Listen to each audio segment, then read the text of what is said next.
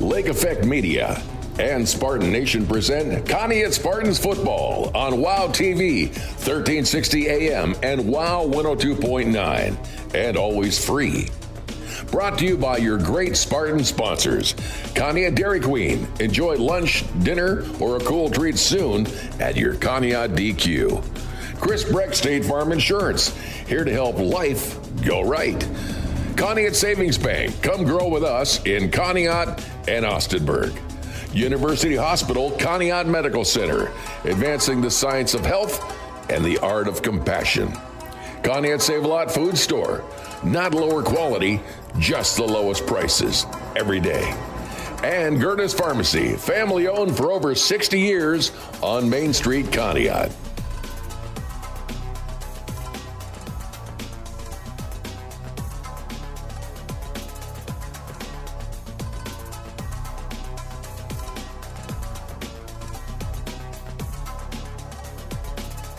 Hi, everybody. It's Matt Jarvie up here at the practice field right behind Garcia's Gymnasium. And this is a 2023 preseason coaches show brought to you by Chris Breck State Farm Insurance.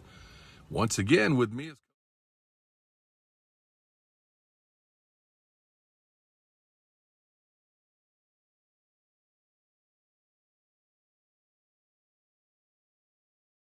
year. It was a storybook season, really. Absolutely. It was the first time to playoffs since 1985. It's a big thing for the program, big thing for the school district. And I'm proud of those seniors that made that happen last year. And, now we're moving on to this year and see who we can do, Yeah, and it was the first home playoff game that we hosted in anybody's memory anyway. We can go back to when there was a brick wall around that whole place. So when my dad played right after World War II, I don't really know. We don't know about all that stuff. Yeah, I mean, as far as the records go, we only had one playoff game, and that was away. So that's only the second playoff game we played. So yeah, how far back did that go? 1985.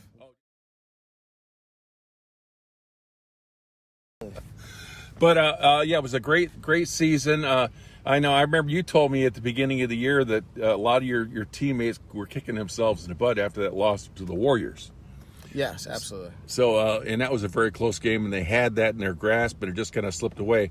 Same thing kind of happened with Northeast, I think, a little bit, didn't it? Absolutely. We lost one by 1 point, one by 2 points, and you go back and look at those games, and it's just a pile up of mistakes. And it's like, well, hey, if one of these 10 mistakes didn't happen, you win. And that's football. That's football, and you can't let those things happen. And you have to execute every night, not just the ones you think you can win or whatever. And those nights are games that at least on our side we think we thought we could win, and we didn't, and we didn't execute. And the other teams played hard, and they believed in themselves, and then it goes the wrong way. So, but I think the biggest thing about those games are those are the ones you learn from. Absolutely. And we actually brought up that Edgewood game for this week. We're playing Grand Valley, right. But hey, last year we went in thinking, oh, we're going to win, and then next thing you know, we lose a game that we think we should win. So there can't be any we think we should win. We got to go out and we got to play, we got to execute, and they're going to want us win as much as we want to win. That's a really good point too. And usually the first game of the year, the guys don't have that fire in them as of yet. They're a little bit flat-footed out there because they're still getting used to the season, right? So yeah, absolutely. There's still might be some unsureties or what we're doing, and they know it, but it's the first time live, like in front of all the fans, in front of the band, in front of all the people, so they get that little bit of anxiety going, and there seems to be a little bit more mistakes early on. Plus the new players that don't have the varsity experience. Those guys, or some of them guys, even if they played a little bit last year, now this might be their first time starting, they got them butterflies are kicking a little bit more than the guys that started the last 2 years, So yeah, it's a good point. And we don't like to. I know you don't like to do that. Sometimes we do it more than we should up in the booth, but we counting stuff that isn't really there. Like it should have been 10-1 for the season. Oh, absolutely, absolutely. Really overall. But when you went into the game with Garfield, there was a lot of confidence in the team when they went into that game. Absolutely, a lot of confidence, and they played hard. That was a really good team, and they got us. They had some more playoff experience than us, and they'd been there before. We hadn't, and yeah, they were a perennial playoff team. But our kids, the one thing I'll say is we played hard. We really played hard, and we didn't execute as well as we wanted to. But that was probably a team that's going to beat us most of the time. So it wasn't like a game that got away from us. Yeah, they were probably the better team. That's a good point. That happens. But it was just a great season, though, and I was glad that you were able to get that thing back together again back into the winning mode that you like to be in and that you had been in before, and and you did it with a great team. But gone from last year. If we're looking for the preview now, gone is Chris Stein, Ham, Moses, and of course Zach. The Rice man's gone, but you must be kind of excited about what you have coming out here, returning onto the field. Absolutely.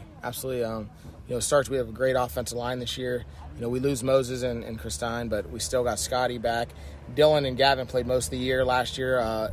Especially once Jaden got hurt. Yeah. So, we got those two guys back.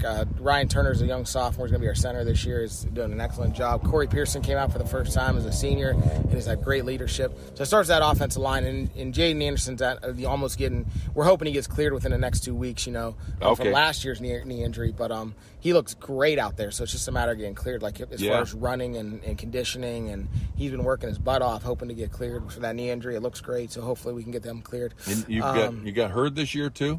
No, Hurd's not. He didn't play. And then we got to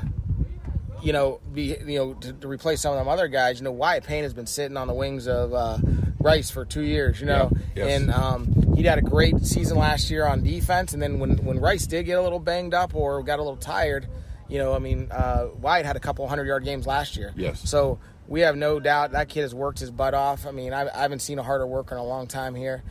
So he's just anxious to take that number one spot at the tailback position.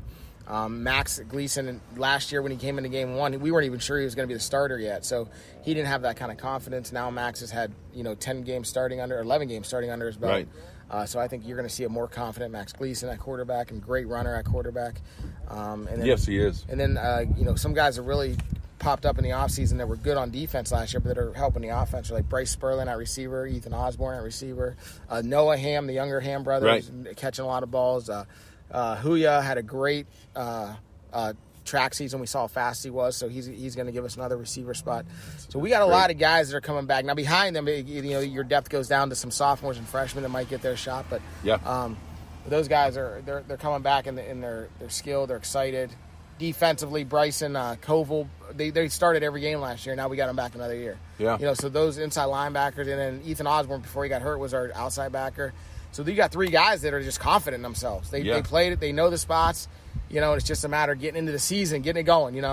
But those guys had a ton of tackles last year. If you add them up together, and they're all back. So is Colville going to be more active in a fullback position? Yeah, very possible. You know what I mean? He's probably our number 2 running back, to be honest with you. A guy to give Wyatt Payne some extra reps just for that hard-nosed running. And he likes to play that wing back where we like to block with him. Bryce can play tight end. And he got a little bit more slimmed down this year, Bryce Verlin. And so he's going to play some outside receiver and tight end. So he looks very skilled right now. You still have him listed as a quarterback, too? We do. And in matter of fact, Max came out a little banged up right at the beginning. Okay. He's fine now. But so those first 2 scrimmages, Bryce got a lot of quarterback reps, and he looked really good. He looked really good at the quarterback spot. So it's just one of those deals that he knows his role. He's going to be a great receiver, tight end, and if we ever needed to put him in at quarterback, and maybe 2 minutes at the end of the game, or someone to really throw the ball a little more and run, we have 100% faith in him. And you've also got Caden Hindley. No, he wouldn't. He's left. Oh, I didn't. Okay, I wasn't sure about that. Okay. How about Nesbitt and Phillips? Yeah, Nesbitt and Phillips are great on both sides of the ball. Okay. That's I said Gavin and Dylan. That's going to be your strength, it looks like, too. You've been grooming these guys for a while. Absolutely. Those guys have been, and if Jaden Anderson comes back, you got 3 juniors there. They're great linemen to add on with Scotty, who's a senior. And then because Corey Pearson's new this year, but he's really doing well for a first-year player. And then Ryan Turner's just a great sophomore to add in there. So we really, especially if we get Jaden back, we got a lot of depth at that offense and defensive line, and those guys are a special group. So, then like always, if you get up to a 30-point lead or something like that at halftime or starting the third quarter, those underclassmen get a lot of playing time. Absolutely. We don't know if that's going to happen. Yeah, right. Let's hope that happens. We hope it does. But then that allows for development of like Arcaro and Vendetti and some of these other guys, right? Absolutely. Chetty put himself in a spot that he's going to rotate in a lot, both sides of the ball. Yeah. So, Sigley might get some opportunity to get in there. Noah Sigley, I'm on the defensive side of the ball. Carrick, my son, put himself in a spot that, hey, if one or two guys get hurt, he might get a couple reps. Oh, that's good. More of a JV guy, but he could still. Brady Vera put himself in he's a freshman, who he was a backup strong safety, and he's actually going to start this week because the guy in front of him had some issues he had to deal with, and so he's still playing. Bradley Agnew's still playing. Yeah. But those two are going to switch at that strong safety spot. So one's a junior, one's a freshman, but they're both new guys. So that's where you get that inexperience. But just guys that worked hard this offseason to put themselves in a position that, they can see some playing time. Yeah, moving on to the home opener, I should say, against Grand Valley. Last year, they're coming off a rough year. I think they were 2-8 or something like that. They had a pretty bad year, but they got a big roster. A lot of guys came out for football down there. Absolutely. They got Bobby Rogers back. He's their guy, their go-to guy. Nice-looking quarterback, likes to run the ball. Frank Hall came over there from Chardon, who's their athletic director now, and he's helping Coach Nims. So they're changing to a wing T look on the offense. Are they? Okay. So the good side for them is that's a tough offense. Really it's confusing, and it's a good offense, and so that's good. Now, hopefully on our side that it's the first year running it, they're not too good at it yet. I'm hoping. That's what I'm hoping. Well, it's a good thing they didn't try doing the wing T years ago when they were solid. Yeah, I'm sure within a year or two they'll have it running pretty good. Okay. You know how that goes. It's one of those offenses. It takes a couple years to get really detailed down. But still, our kids don't see it a lot, and that's where they got a little bit of an advantage there. Yeah. But they do got they play hard. And that athletic director coach came in from where? Chardon. Chardon, okay. He was an assistant coach at Chardon. So they were used to seeing it over there, I guess. And so, he really likes that. Because you saw it a lot in the PIAA, you said. What's that? Yeah, we saw some wing T over there, yeah. But we don't see a whole lot here, Yeah, so, it looks like it's a great start to the season. Now that we're close to game time, the skies are clearing up. It's going to be good weather, a little bit warm, so there might be some muscle cramping going on there on the field. But beautiful weather coming again, Coach. Well, good. We like to hear that. So. Want to wish you the best of luck this season and Thursday night against the Grand Valley Mustangs. Thank you. Very much. Thanks very much. This has been the Coach Show, the Chris Breck State Farm Insurance Coaches Show on WOW TV and WOW Radio. Also now a member of YSN. And we are live here at Riccardi Stadium at Joslin Field. And it is a home opener tonight, folks, and the game is underway. We had a long coaches show as we tried to cover some things in the preview, but we're live now, and we're into the second play. It is Grand Valley coming to the line now for the third play in their opening series as this game is just underway here in Conneaut. And then the whistle blows. I think there was some early movement on the line there, perhaps. Yep, I think so. They're going to march it back about 5 yards for false start. Offsides against Conneaut. Yep. I don't know if they lined up offsides or what, but it was an interesting coaches show though, Ben. That was really interesting. It was he talked about Grand Valley coming off of a very bad year last year, 2-8, and they're in a completely new rebuilding mode. They're introducing the wing T down there into the CVC, and so we don't know how much they have a grip on. They're lined up in that wing T type of offense. They're handoff number 11 over there. Bobby Rogers is the guy we got to watch out for. That was a handoff to Robert Rogers, or Bobby Rogers, as they call him. He's a senior, 6'2", 190-pound running back, and he's going to be the guy that we see getting a majority of the carries tonight for these Grand Valley Mustangs. As we said, they're in a rebuilding mode, though, and the wing T is very hard to learn to be extremely efficient at it from an offensive standpoint. And equally as hard for a defense to know how to defend against it once it's played correctly. Right. Yeah, they were in a tough CVC last year with Crestview, and all those schools. As a nice run past the 40. Yes. Goes for Grand Valley, and it's going to be a first down. I think he got 6 yards on that, Ben. Yep, and fighting the conditions, too. It just rained quite a bit just before the start of the game, and it's still got a little bit of a drizzle with winds blowing out of the west.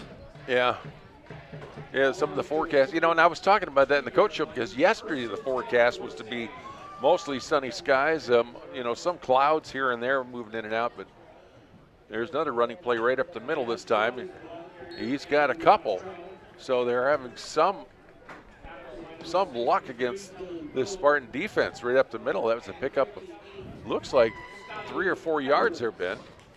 Yep.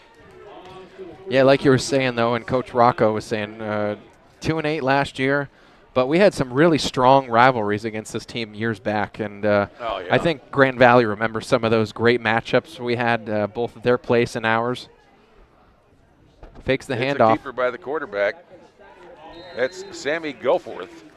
He's a junior, 5'11", 150-pound junior quarterback who's getting the starting nod tonight as they're building on him for the future, too, as well. You want a guy, if you're going to try to learn the wing T offense, you want a guy that's going to be around for a while if you're going to put a lot of time and effort into learning it. And by the time he learns it, he'll be a senior, and they'll probably have a lot more luck with it. Yep, exactly. And what a name, Sammy Goforth, too, as a junior. He goes forth. Yeah, goes forth and He's prospers. Rolling out to the right. Goforth throwing downfield. Oh, right off the hands of Bobby Rogers, out of bounds, incomplete. Brings up fourth down. Yeah, it was a good throw by Goforth, but just led Rogers just a little bit too much on a slant out route to the right side. Calling it 4th and 6, but it's a long 6. It's maybe between 6 and 7, I think. Yeah, at least, I'd say. Spartan Correct. defense trying to get their footing here and put a stop to this Mustang drive. And they are punting the ball, so there it goes. Decent kick, but bad it's going to go backwards. Yeah, but the Spartans going to take over at the 24-yard line. Yep, and favorable bounce at least. Conneaut not in the best of situations at the 25, but they'll take over there and start their first offensive drive of the season on the shoulders of Max Gleason without his favorite guy behind him, Zach Rice, now no longer here. You know, yeah, it's a good point. You bring that up. We talked about that. This has been a situation where we've seen this too, where it's been an heir apparent type situation, where Zach Rice came in and he took over and replaced Fedor in the backfield, who also came in after Mike Williams, and so it's been that kind of thing. And Mike Williams came back from an injury as a sophomore. Here's a handoff there. Wyatt Payne looking for some running room. He found it, too. Off, trying to get to the outside. He finds his way there. Coming to the near sideline. Runs out of room, and he finds a bunch of Mustangs. And he is out of bounds. Not till he gets to the 46, Ben. Yeah, that was Wyatt Payne. I thought, so Wyatt Payne changed his jersey number. I just realized that now. Oh, wait a minute. So he's got number 6 on this year. Right, he was 24. 24, I believe. Yeah, correct. He was 24. Now he's 6. So. And that's I don't know why that was. Because Zach had 3. I don't know. Last year 6 was Caden Heinley. Oh yeah, and Caden's gone. Caden moved out of the area. Right, so he took 6 on. And probably with that being available, I'm sure he went right for it. And first down. There's another running play. That one goes nowhere except for where a bunch of Mustangs are waiting. And they plugged it up pretty much nose tackle, number 50, that Trevor Mullen, 5'11", 230, just came right in and just shut that one down. So. And we're in the first quarter here, 0-0. Just under 8 minutes left here in the first quarter. It's a home opener here in Conneaut. And actually, this is the first game in the CVC this season, too. So that's why I think we have a lot of people out there paying attention to this game. Here's the handoff. Looking for some running room. He finds it. He could be gone. Breaking to the outside. Looking for some running room again. He gets fined and gets dragged down, but not until he picks up a lot of yardage. Wyatt Payne, a big pickup of over 30 yards.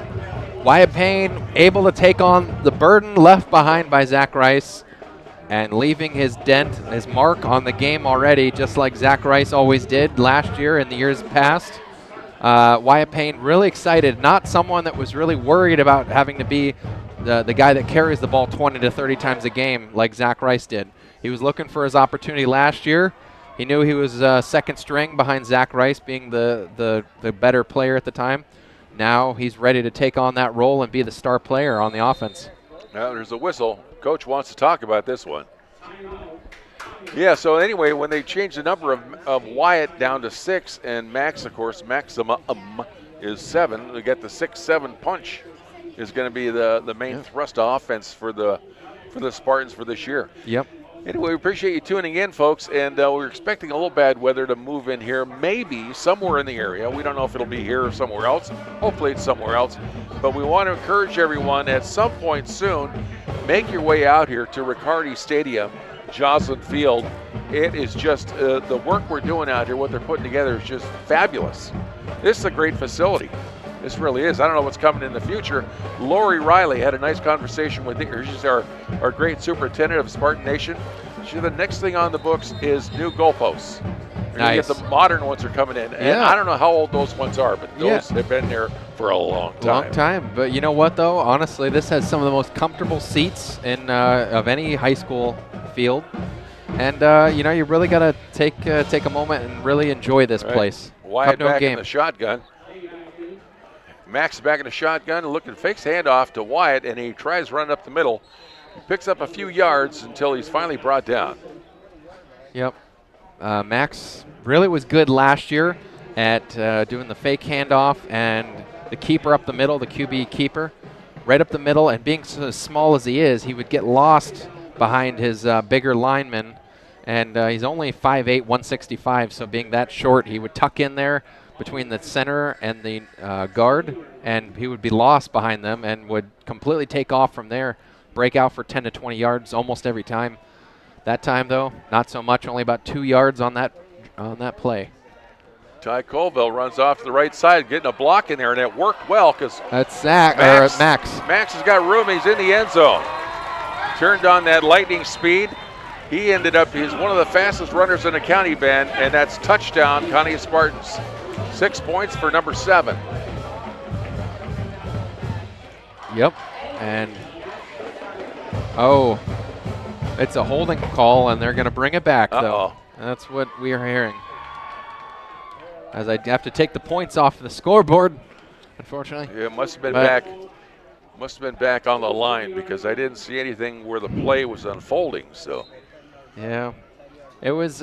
Might have been. If I had to point fingers, it might have been Dylan Phillip on the right side that might have held on the corner there. And Ty Colville got a really nice block in too to release that play and make a lot of running room for Max to break it to the outside here on the near side of the field. Now Max is back in a shotgun, got wideouts to the left. He's going to throw to the right side, a little dump-off pass. And he's got some running room, and he makes his way down to the 15-yard line. That's Bryce Spurlin.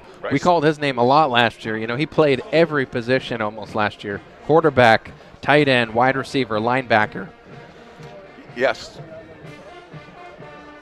So he's very talented, versatile player, and he's able to do a lot of different things. Don.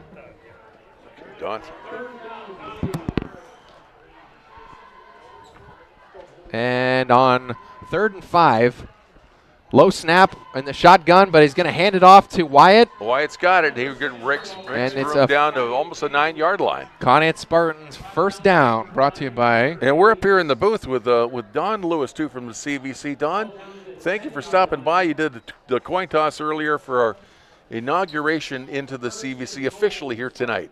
And it's kind of fitting that it's the first game for the CVC for the season. It's great to be out here at Conneaut. It's a beautiful facility. We're glad to have them in the conference. It really made the conference complete all the way out to the Pennsylvania line for us. Yeah. That's terrific. And we're getting ready for the second play here. We'll check back with him in a minute. Oh, it's kind of a bobbled pass, but Max gets it, looking for some running room, and he's going up the middle. He'll get about back to the line of scrimmage. Oh, maybe a couple more yards on top of that. Lucky it wasn't worse. Yeah, there's a lot of excitement around here too, Don, for being in the CVC because the second half of the season is almost a remnant to the NEC that the Spartans were part of, and we're really excited about that. There's excitement everywhere about that around here. Yeah, that's one of the reasons why I really recruited to get Conneaut into the conference, because I wanted to reestablish those natural rivalries that are out here in Ashtabula County. Right. I officiated basketball for almost 30 years, and I saw those rivalries and knew how important they were to not only the kids and the schools, but the towns and the people who lived in it. And it's fun to be out here. And unfortunately, on the handoff, the ball was dropped, and it will be turned over back to Grand Valley. Yeah, that one didn't go anywhere, unfortunately. That was a handoff to Bradley Agnew, who's running the ball as a change of pace for Wyatt Payne, dropped it and came out loose, and Grand Valley will have it at the 20 or the 15. We're kind of excited too, Don, in the fact that we, as of yesterday, we are officially in the YSN network. In the YSN network, the network that covers a lot of the high school games for Northeastern Ohio. So we're going to do some of the duties here for Conneaut, taking care of all of that. So we're kind of excited about doing that too, trying to elevate as much as we can. Yep. The coverage we get for these kids is really important, especially with the news media. The way it is, it's they're still kids, and that's the reason why we do this. Yeah, and what do you think of the new scoreboard over there? I love the new scoreboard. Well, to be honest with you, I didn't see the old one, but I like the new one because my name's on it. Yeah. Is that a permanent thing? It is nice, isn't it? It's a great job. That's wonderful. It really is. And Lori said the next thing we're going to plan for is new goalposts, the modern ones. Yeah, and they're not going to put my name on it. There you go. They'll try maybe, right? Yeah, they can try. Yeah. And on 2nd down and 9, Grand Valley sacked by number 54 for Conneaut. That's Corey Pearson. Got in behind the line and laid down Goforth. It'll be 3rd and long for Grand Valley. And Don, you live locally too then? I actually live in Willoughby. Oh, Willoughby. Okay. Yeah, so okay. This is an hour trek for me, but yeah. It's it's all 90, and the best thing is you get out here. You get to go to the white chicken. Oh, the white turkey. White turkey. Yeah, the white turkey. Get some of that Richardson root beer. Richardson and a turkey sandwich, absolutely. Turkey sandwich. It's not too bad. It's not too shabby. And the lake, too. And on a screen pass out to the near side, a dump off goes for quite a bit there for Grand Valley. It's number 13, John Foss Peters. And it might be a first down. It will be a first down. And a fresh set for the Mustangs coming up. This is one thing I've always really loved about this town. It's got some Americana things. We have D-Day going on in Conneaut, which is a wonderful event. The White Turkey, which is a real nice piece of Americana. And high school football. I've been in broadcasting a long time with big companies. This here, doing high school football, is still the one piece of broadcasting that is a part of Americana. And it's great. I agree. Like I said, I officiated basketball for many years, and I used to love to come out to Conneaut to do a game, and the fans were into it, and the town was into it, and then you go and you get find just a little place to have something to eat afterwards. You're right. It's small town America, and that's the cool part of it. Yeah. Yep. Tell us, how did the coin toss go? Was it heads or tails? I really don't remember. I just kind of threw it up there and started walking away. Okay. Yeah, you don't have to worry, right? I don't have to worry. Yeah. I can promise you this was either heads or tails. Yeah. Right. Well, this has been a great rivalry, so it's a really good start to the game, even though, Grand Valley's been having a rough time last year, but they look pretty good tonight. Yeah, and, Grand Valley is a great school also, and they're going to be leaving us next year, going off to the NEC, I believe. Okay. I'm going to miss them. It's a great facility. They're great people. Yes, they are. The administrators are wonderful. Yeah. The kids are great, and it's just, but it's a numbers game. Yeah. And unfortunately, their numbers are dropping, and they're not going to go up in the foreseeable future. I know. So I understand, even though I'm going to miss them terribly. Yes, yeah. Well, we've been moving around so much, it's just finally nice to get a home because we were in the PIAA, and that's where I came from. That's where Ben is from, Fairview. We're from Pennsylvania. So and I was a Northwestern alum, so we knew the PIAA rather well. But we weren't happy with how things went towards the end, so it was really nice that that wasn't our home. Right. We were a visitor, and it became abundantly clear that that's what it was. So coming back here, getting the CVC rolling again is just wonderful. Well, the CVC is geographically the largest conference in the state of Ohio. Yes. We go from the Pennsylvania line and Conneaut over to Rocky River, Lutheran West, and down into Portage County with Crestwood. Wow. And we do lots of great things, not just when I took over as commissioner 7 years ago, my goal was not just athletics, but it was academics. We have academic challenges. We have student leadership conferences. Yeah. We have equity and inclusion conferences. We do lots of things in the conference that are not sports related. Yes. And that's the beauty of the size of the conference, because we can do those things. Yeah. We have tremendous corporate sponsorship. We have CVC TV, which is out here broadcasting. Oh, also. I saw that. They're wonderful. And, good guys too. Yeah, they really do a nice job. Yeah. And, my goal is to put all CVC games on our website. And the idea that grandma in California wants to watch her grandson play football, she can dial up the CVC website and pull up the game and watch the game. That's coming. It's going to be. It is great. Yeah. It's a great conference. I've got great ADs. I've got the administrators are wonderful, and they kind of let me do my crazy things. And I told them when I took this position, I'm the type of person that'd rather ask for forgiveness and permission. Yeah. So we just go ahead and we do it, and if it doesn't work, we pivot and we come back. But Conneaut, I talked to Rocco about 4 or 5 years ago. I said, Rocco, we got to get you in. Yeah. We got to get you in, and I saw him before the game tonight, and I said, I told you I was going to get you in. So this is, like I said when we first started, this is a beautiful facility. It really is. When I pulled for Conneaut to get in, of course the distance made sense because of Lakeside and Edgewood and now Jefferson. Yeah. But I told the voting body, I said, you should see the facilities they have out there. They're beautiful. And tonight's my first night that I've seen them, so I had to exaggerate a little bit, but it was well worth it. But especially behind us, though, the tennis courts that we have as part of this complex, the Spark complex. It really is. In the track over there. I mean, we've had wonderful meets over there. It's a beautiful facility. QB keeper. And it's funny you say that because you talk about Americana. You look to the left and you see the old General Electric factory, and you look across the track there and you see the railroad tracks. Yeah. And it's like this is a kind of a cool place to hang out. It really is. It really is. It's wonderful. And who knows what's coming in the future? I don't know. Once they get the goalposts up, if we might have turf out here someday. Does it seem like more teams are going to turf in the CVC? Every school in the CVC has turf, I think, except for Conneaut now. Oh, really? Wow. Yeah, but I'm not sure if Crestwood does or not, but most of them do. Okay, and what you're talking about, and there's 3 tiers in this CVC, right? Or how many tiers are there altogether? There's actually 4 in football. We have 4 divisions in football. Right. And then, no, I'm sorry, 4 divisions in basketball and 3 divisions in football. Yeah. So, and we try to do it not only by competition, we try and do it geographically. I don't want the kids from Lutheran West or Fairview traveling to Conneaut on a Tuesday night in a snowstorm when they got to get back for school next day. Oh, that's a good point. We really look at it geographically Yeah. and competition-wise. So we work on it every year. The meetings are very contentious at times, as you can imagine. Yeah. My job is to keep moving in the right direction. Oh, absolutely. We do a pretty good job of it. And the nice thing about it, too, it makes you easy to work with other schools. When you have 3 different levels like that, you can work with whatever school, no matter what size they are. When I took over the conference, it was a 16-team conference as it was starting to fade a little bit. And I told them one of my first meetings, I said, you guys think I'm nuts, but the only way to make a conference strong is to get bigger, because then you can move things around, you can adjust, and a school gets bigger, a school like Berkshire is a perfect example. They came as a little school. Yeah. Now they're Division II. And that's they something. got a beautiful new field Nice and a new kick. school, and Yeah. people are buying houses out there.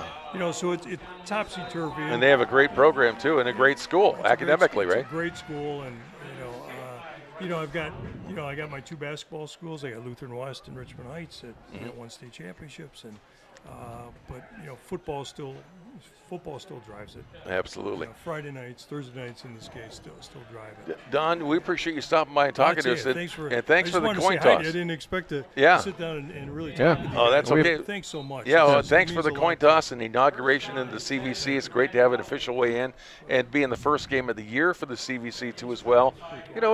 Things worked out really well. It's a pleasure to meet you guys. I'll step back again. And You do. It was a great honor. Thank you very much. Yeah. We're so happy your name's up there where it belongs. So You didn't ask me if that's permanent or not. Oh, wait. Now. we'll have to keep That's checking short-lived. back. Okay, Short-lived. we'll keep letting you know.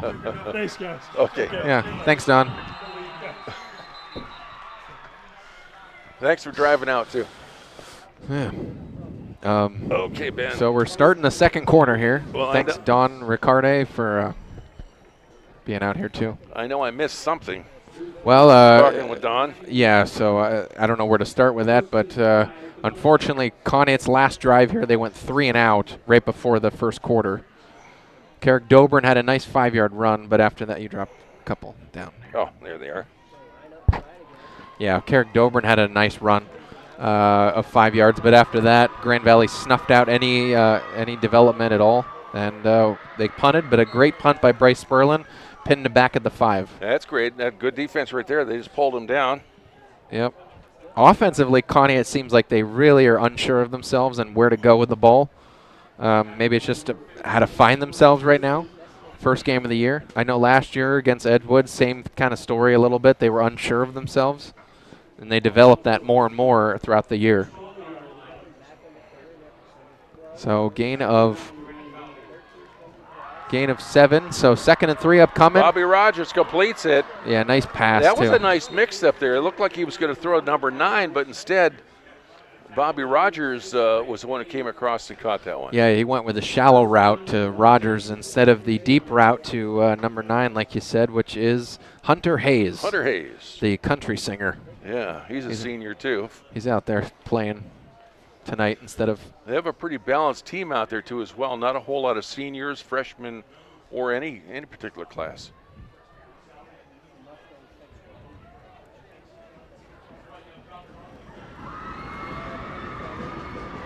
Well, they're making some noise out there in the stands. Hand off to Bobby Rogers, Ben. He gets hit it behind the line and then keeps pushing forward. Looks like he picks up a yard on that one before the Spartans finally bring him down. I'll give him 2 yards. Yeah, Bobby Rogers, though, a lot of force. They're marking him all the way past the 25. I mean, they got some size on this team, I'm noticing.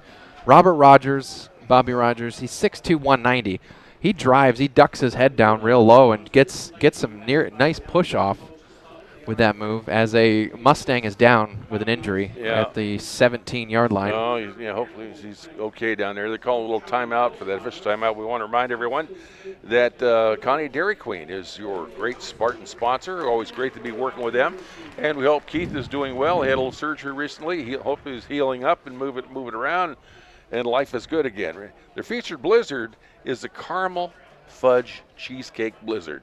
Now, Steve eats those, I think, one every day. He eats one in the morning and one at night. Yeah. But, yeah, that's a wonderful sounding blizzard, though. And remember, too, when you're over there for lunch or dinner, try one of their great signature stack burgers. I mean, those things are just incredible. Incredible. Your Connie Dairy Queen. Yeah, and we had a couple great first downs, too, on offense. And Chris Breck State Farm, has been a great sponsor for this team and for us as well, and we appreciate them. Chris Breck State Farm, 593-1191. 1191, yes. And a great play, breaking that play up by 58. That is Scotty Edwards. Big Scotty Edwards out there. The big guy. He's the anchor, the senior anchor of that line this year, Ben, on defense. Yeah, he's as well as offense, and he's going to lead this line. And I think that a little bit of playing time together, and these guys are going to gel, and they're going to become a real force to be reckoned with in the CVC. At least that's my hopes and what I'm praying for. Yeah, it was a good write-up in the Star Beacon as well, too, about him. And Big Dylan Phillips is right out there to the left of him. You can see that, too, as well. He's just a junior, so we're going to have a lot of him left, too, as well. Yep, and on 3rd and long, go forth. He's going to be stopped short. Yeah, he's had a lot of blocking in front of him, Ben, but not enough. Not enough to get things moving. That was Sammy Goforth, and he did not go forth. He got maybe 1 yard, if that, half a yard, and it'll be 4th and long upcoming. A punt will be Goforthing here. Yeah, only to make it go forth off his foot. Yeah. That'll work. And who's back? It is Osborne, I believe. Can't really tell. I thought it was Ethan Osborne. They've been having some and again, there it goes. Blocked. Right off the... They're looking around for it. He recovers it, but that's where they're going to take over, almost back to the original line of scrimmage. It's where the Spartans are going to get the ball. I was just going to say, number 51, that's Bryce Meeker for the Mustangs. He's been having some trouble with the long snaps. I don't know who got the hand on that. Anybody see that? I thought he just punted it low. Oh, I thought against his own line. That could be. I didn't. He just kicked it basically at 0 degrees. You were talking about Chris Breck State Farm Insurance. We appreciate them sponsoring the Coaches Show. I know our coach show went a little bit long into the game. You know, we had a couple plays into the game, but Correct. it was kind of important with the preseason that we wanted to make sure that happened. Yep. And we'll probably post that again, maybe on our YouTube page for everyone to be able to listen to it. Yep, and on first down, there's a ball's at galloping- the 22. Oh, my goodness. And a nice run by Wyatt. He's in. Wyatt Payne galloping his way through the Mustangs, you know? Yep. He took a little bit of a break on the last drive to stop them from running the ball because I think he got a little bit discouraged and coach gave him a little sit down. He comes right back on the first handoff and he's in from 22 yards out. Nice run. He can get those legs up in the air when he wants to. Oh, yeah. He's not a real big guy, but he was hurdling Mustangs as he galloped his way into the end zone. So Spartans have cracked the scoring deficit here, 6-0, and we're going to try to add one more, and that is. And Bryce with a nice strong kick. And it's good, making it 7-0 Conneaut to start the second quarter. Bryce Sperlin, he's going to do a lot of different jobs this year, and you know he's still listed as a quarterback, and there may be times where he has to go in and take over the snaps for Max, depending on what they want to do. If they're going to try something a little bit different or whatever that is. He also does the punting. He likes being a receiver, and of course we know how he plays on defense. So he's going to be a busy guy this year. He's a great kicker. I would say definitely stepped up in that role in a big way. He plays good on defense, like you said, and he is Max's backup at quarterback when he has to be. So remember, we'll too, see. your Conneaut Save-A-Lot store is open, and remember, at Save-A-Lot, it's not lower quality, just the lowest prices. So stop in a Save-A-Lot because they've got your inflation-fighting low food prices, and you can't argue with that, can you? Can't beat savings right now. I mean, everybody. It's not just people who don't have the money. Everybody's trying to save on their food bill as much as they possibly can, and you want it to be good stuff, and that's what they watch out for. Yep. No doubt. Also talking with Don from the CVC there, we really appreciate him stopping by and having a chat with us when they did the Twine Cost out there at midfield as we prepare here. Maybe we'll keep that and we'll have that as a separate segment, maybe that audio I like that discussion with him. We can put that as a separate video clip. Yeah. There's the kick. Bryce Sperlin, a little punt kick, hits about at the 25, picked up at the 22, running up the near side. He's got some running room. Breaks to the inside, can't get to the outside, though. Sperlin is the one who brings him down. Yeah, and finally the kicker gets him. So luckily for us, he's more than just a kicker. He's also a very good defender. I believe that was John Foss Peters that picked the ball up nice and clean and got a lot of speed it was right off the ground. Great running play. It really was. I think I wonder if anyone else is stopping by. We also want to point out we're very glad to be back up in here once again for another year in the University Hospital Conneaut Medical Center broadcast booth. We really enjoy this. We're bragging about the field, but we really need to point them out too, the responsibility that they have of making all this happen. We really appreciate that. I mean, this booth, we've covered it before. This is, I think, the nicest booth that we have come across, and we have been to a lot of stadiums. We've been near and far. We've been down Pennsylvania. We've been clear across to Rootstown, Ohio. Almost to Pittsburgh, too. We've gone to games down there. Like Wilmington, it's getting close to Butler in the Butler Valley down there. Yep. You know, we have covered some real territory. Yep. And some spots. Yep. And we'll take a little break here. We'll break for a commercial in a little bit, but we wanted to point that out too. I know D-Day is going on, and we're going to talk to Denise from University Hospital, but she's probably down at D-Day. I know they have a booth down there, and that's probably that could have a lot going on down there. We have two great events going on. Conneaut Spartans inauguration into the CVC, which is what we're celebrating tonight. Also, the first game of the year for the entire CVC. How about that? I mean, that's kind of a big deal. And in Conneaut, D-Day is going on, the D-Day reenactment. So it's just a big weekend here. So if you have a chance, try to head out and enjoy yourself out here in Conneaut over this weekend.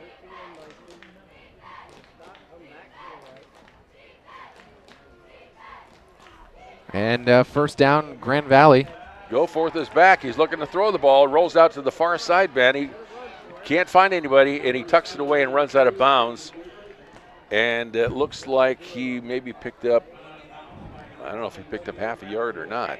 Nope, they're not giving him anything. Yeah. He's still at midfield. Yep. Great field position for them to start. Weather looks to be clearing up a little bit right now. It does. How about it? So we've been told that rain is possibly coming in an hour or so, but yeah, well, it is nice right now and good for game time. You know where it's going to rain? Well, I was going to say over in Pennsylvania, but it doesn't matter. Yeah. The PIAA doesn't start until the 25th. There's a handoff up the middle looking for some running room. Bobby Rogers instead finds three Spartans, one of them being Dylan Phillips, Scotty Edwards, and then also number 2, Ethan Osborne. They did a triple tackle on him. Every one of them gets a little slice of that one. Put it in their own little record books. 7:41 to go here in the half. It is 7-0. Conneaut Spartans got the lead in this game. I want to thank a lot to our crew, which is Bob Shackle on the camera tonight. Doing a great job as always. Ben Jarvie is here along with myself, Matt Jarvie. Steve Grant is here too. We're going to get Steve Grant in here in a little bit also to do some commentary on the game. Yep. Of course, he's mixing with everybody right now in the booth, and there's quite a few. Because in this game, the CBC sent their crew out here. They have a video streaming crew, and they had a truck that's loaded up with equipment. I'm not sure what's all in there, but they came tonight, and they are also filming this game. So we appreciate them coming out. They won't be back unless there's a playoff game here at home, which if we did that again, as we did last year, which was having a home playoff game last year was kind of made it a storybook type season, Mm-hmm. Correct. Being 8-2 going into the playoffs. Yeah, and the 2 losses were heartbreaking. That's the hardest part about it, I think, too. Yes. And Rocco knew that. We could have gone 10-0 potentially last year. Oh, I know it. Goforth takes it. He's taking a snap from the center. Little dump off pass to the left side, and he picks up about 5 yards on that play. Very well done. He was as soon as he caught the ball, he was met in the backfield, but he still was able to maneuver his way out. So the Mustangs are showing an ability to be effective moving the ball. I don't know if they're they're going to have to find a way to get it all the way down and in the end zone, but they are showing an improvement over last year. There's Bobby Rogers. He's met in the backfield. Wow. Now that little gain that they got is lost. Big time. Yeah. Bryce Sperlin with a big play and a tackle for loss. Yeah, Bryce Sperlin also. Ryan Turner, the sophomore. Yep. He's also going to be our starting center, which is a great move there. I mean, that's terrific. He took over for Scotty, who moved to left tackle. So yeah. Scotty's got big shoes to fill over at left tackle, but I think he's up for it.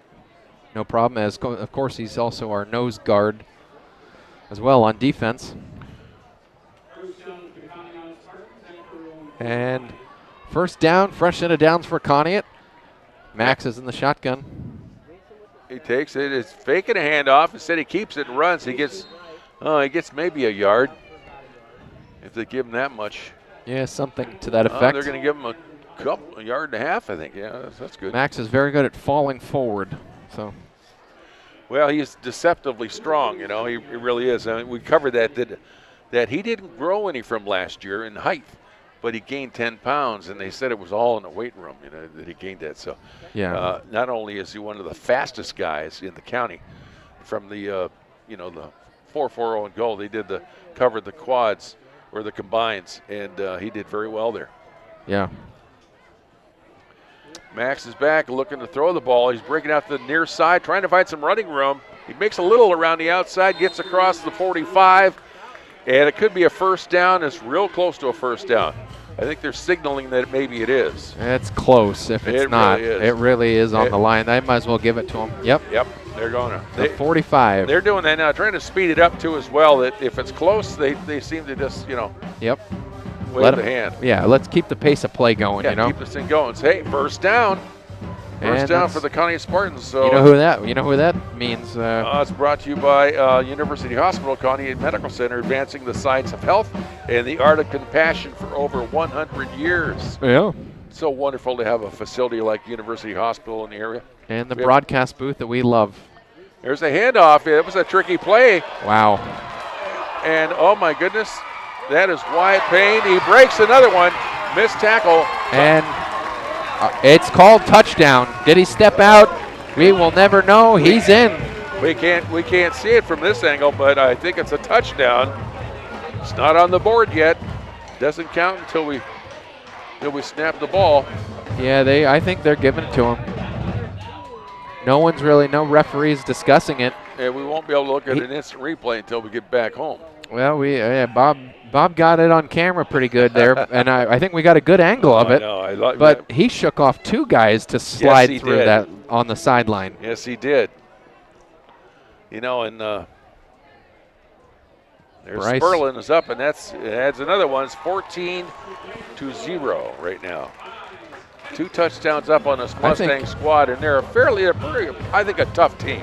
I think they're playing well. I think they definitely are. They're playing very good, considering they started out a little sluggish on offense. Well, Wyatt's being their the mojo right now that they need. Right, and I think the Spartans are potentially a good football team. So when I'm trying to gauge that to what the Mustangs are doing here tonight, it makes me think that maybe they have improved quite a bit over last year. Right. And, I brought it up earlier, but Bryce Sperlin, excellent job at kicking. Made a good defensive play there on that drive defensively. That big tackle for loss. He has remnants of Joey Merlin kicking the ball. Honestly, he's just as accurate, and I think he's got a pretty strong leg. Hey, we're going to run down the football schedule for the year 2 as well. 2023 Conneaut Spartans football season schedule. We'll do that at halftime.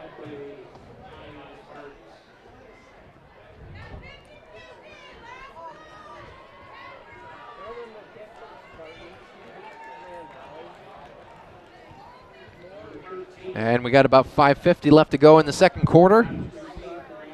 Grand Valley's set back to receive with our special teams out there behind Bryce Sperlin. There's Sperlin with a kick, and it's a hard drive right down the center all the way back to the 6-yard line. Drops it, but he picks it up again. He heads to the center of the field, Ben, looking for some running room, but he's caught. That's by 24. Lane Gallagher was the man returning. Lane Gallagher. And that was Wyatt's old number. Yeah. I wondered if anybody had that. I couldn't see it on there, but he's a freshman. Isaiah Bowles. Isaiah Bowles. That's the guy that made the stop for Conneaut. Oh my goodness, he's playing big out there, an open field tackle for a freshman. Mm-hmm. Big play on the special teams. Yep, good stop, an open field like that, in open space, and Grand Valley starting at the 25. It could have been a lot worse. Go forth under center. In motion, he rolls out to the right, faking a throw, looking downfield. He has a receiver open, but he throws to the wrong one. And I think that could have been offensive pass interference. Yeah, I know. I thought, honestly, I'm pretty sure that well, it looks like Max was going for the ball, but then Bobby Rogers kind of climbed up his back because Max was in a better position to catch it than he was. Yeah, and it almost wasn't even catchable anyway. Yeah, it was. That's probably why it was overthrown. But if he'd have thrown to the other side of the field, that receiver was wide open. Right. I don't think he saw him. No, you go for, that's the thing. When you're not as developed at quarterback, you go for your first option, and clearly, and now Conneaut hopefully knows that. Coach Tim seems to be locked in that Robert Rogers is Goforth's favorite target.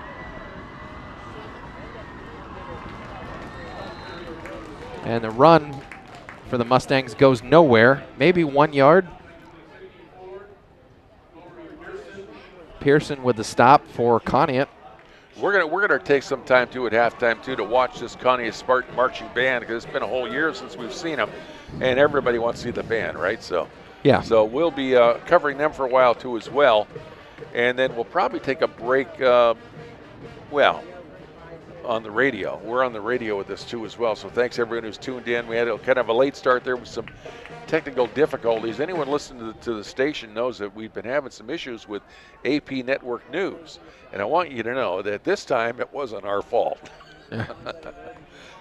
We try. Goforth is back. He throws a bullet. Oh, but it's picked off.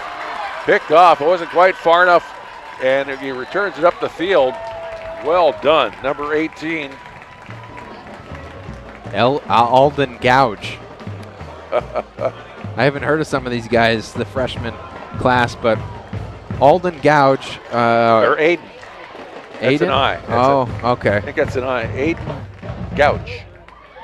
Great play from another freshman. So far tonight, Ben, we're seeing freshmen out here making a statement tonight. Yeah. You know? Chuck said it was that Huya. I couldn't tell if it was a 10 or a 18. No, maybe it was. Oh, geez. Okay, well, Thad, that would make sense, because Thad is he's one of our faster guys on the team too as well. So yeah, and one of the guys we're going to be relying on for wide receiver when we finally start airing it out. We need someone to step up and fill that position with. That's the one we kind of lacked in last year. There's some running room there, and Max is looking for it. He's got some. He's getting around the outside and down to about the 8-yard line. Great run by Max. He's just so balanced too. With the strength you're talking about, he really does. He knows how to stay upright and get those extra few yards. Yeah. Very good at it. Not only is he fast, but he is quick and he's maneuverable. He can cut really well without losing much speed. So yeah, a lot of talent in what he does. And you know, last year that seemed to aid a lot in Zach Rice. Running the ball, because they couldn't just key on him. There were times where a lot of teams didn't know what to do with Max. Right. The problem with the year before was that we didn't have that dynamic really as much the year before at quarterback. He keeps it up the middle, going off the left side, and he's into the end zone. Another touchdown. Maximum. Touchdown, Max. He's got one now, as Wyatt Payne has two, and that's where Conneaut sits at 20-0. Pretty solid start to the Spartans' first game of the year. Yes, they are. Bryce will put another extra point up there. Hopefully we get the score up a little bit, and then something we talked about in the coaches show was that if we get it up to around 30-35 points and go into the third quarter a little bit, we can let a lot of the freshmen and sophomores out there and let them, let them get some experience. Bryce, that's what they really need. Exactly. You got to get them in quick. You got to not let off the gas, unfortunately, like you're saying, and get the score up just so that you can relax in the fourth quarter. Yeah. Bryce pushed the kick to the right, so he's 2 for 3 tonight. Yep. No. That's okay. It's the first game. He's not used to it yet, so. I think they got around the corner pretty quick too, so he got startled by that. You know what that does too? Not only does it give them some experience, but it builds your team's depth too as well. So when the time does come when you have to count on them, you've got experience here, and you've got a player that knows a little bit more about what he's supposed to be doing. Yeah. So it automatically converts the depth in your team. So. Yep. So that's great. And we'll take this quick timeout, and then we'll come back. Billy Chickatelli's eating popcorn? Billy Chickatelli's going to make a shout-out. You got a shout-out, Billy? What is it with him and popcorn? I don't know. University Hospital Seidman Cancer Center at UH Conneaut Medical Center brings nationally ranked cancer experts close to you. We provide on-site cancer care and telehealth services for patients across Ashtabula County and northwestern Pennsylvania. Cancer services at UH Conneaut range from screenings, imaging, and diagnostics to infusion therapy, access to clinical trials, and nutritional and psychological support. The multidisciplinary cancer specialists at UH Conneaut are committed to the individual needs of every patient and their caregivers to guide each patient's cancer treatment plan. To learn more, find us online at uhhospitals.org. Conneaut Medical Center. There we go. And we're back. That was a nice 45-second spot. Yeah, I really got to do something about that one. But that was John Foss Peters who had that run return, got out to midfield. Nicely done. So the Mustangs line up in their wing T alignment. Man in motion for Goforth is looking. He's throwing it to the far side of the field. He's got a receiver open, and I think he comes up with it. He had a defender there, but who was that over there? It was intended for number 8, and I think Thad was the man deep. Thad, if he could have turned around and focused on that ball, he could have probably blocked it. Yep. But looks like they're bringing it back anyway, so maybe it hit the ground. I don't know. Yeah, I don't think there was any intent by either player, so they're not calling interference. But Thad, luckily, did not get called for defensive pass interference because he had no idea the ball was coming his way. He wasn't looking for it. I could tell that. That was Jerry Schultz, a tall wideout for Grand Valley, 6'4", 180, but has not been targeted so far tonight. There's a classic wing two move, and Goforth keeps that one. Yeah, the misdirection. Oh, that's Foss Peters who keeps that. Yep. What am I saying? Gets quite a few, maybe 4 or 5. Good play for Grand Valley. That's a lot of that is like what Wilmington pulled off against us a few years ago, if you remember that. They were good at it. Yeah, they were very, very good. And they had a great line. In fact, we were talking about that too, that there was one game, I think one of the last games we played with them, when they were having a good season, they weren't, the wing T wasn't effective, and then they went to a fullback, punching it through the line with the tailback behind them. Yep. And they won the game doing that. Right. Here's Goforth. He's found some running room, running through some Spartans, gets that across the 35 down to the 34, and they're going to mark it at the 35. Yeah, because like you were saying with that Wilmington game, not to belabor it too much, but do you remember that? They had the size advantage against us, yeah. So the line for them was still really strong. Right. And once they had that fullback that was 250 easily up in front of them, right. We had no answer for that. And then that lineman it was a Division I prospect. Yeah. I don't know. I can't remember his name. I can't put my my brain on that one, on the name. But they pounded it through us, and they ended up winning the game that way.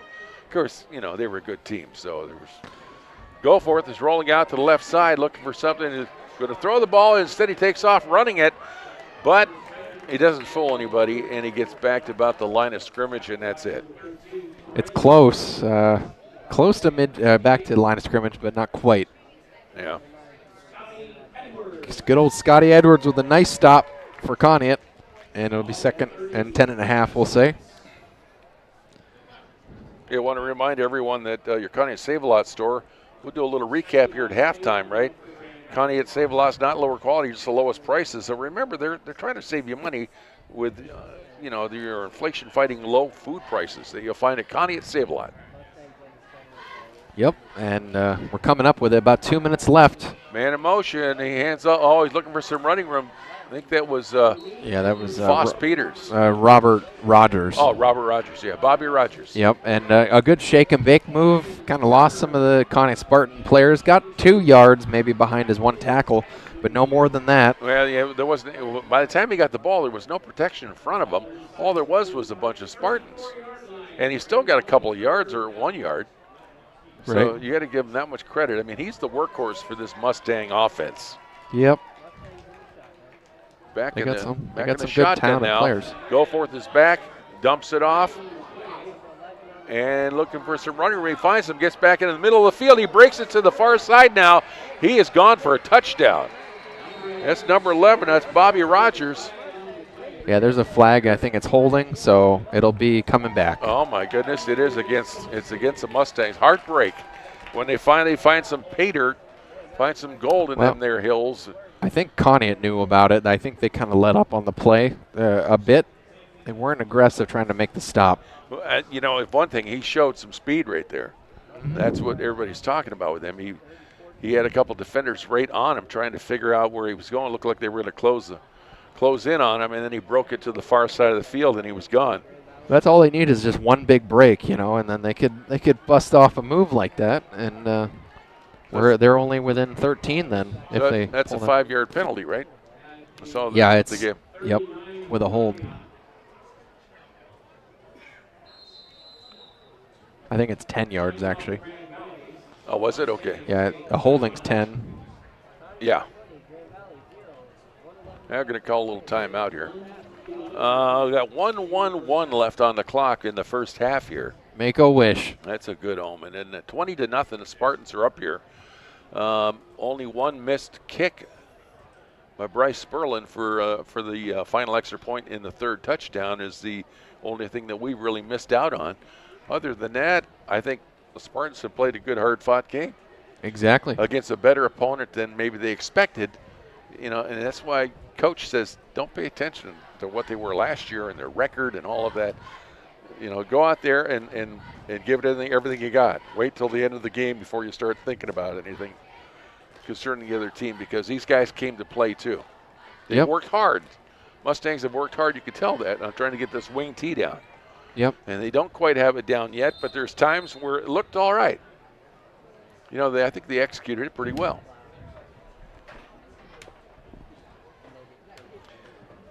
And Don also shared with us that the Grand Valley Mustangs will be saying goodbye to them. They'll be leaving the CVC and going into the NEC. Oh, nice. Starting next year, so this will be their last year with us. So I've had a lot of memories with them. Goforth is back. He's got some heat on him. Breaks it back up the middle and pounds through the line. I don't know if he lost the ball or not. I think he did, but it was close. Yeah, he picked up a yard after all of that stuff, I think. Yeah, not even, I think. Brings up a fourth down.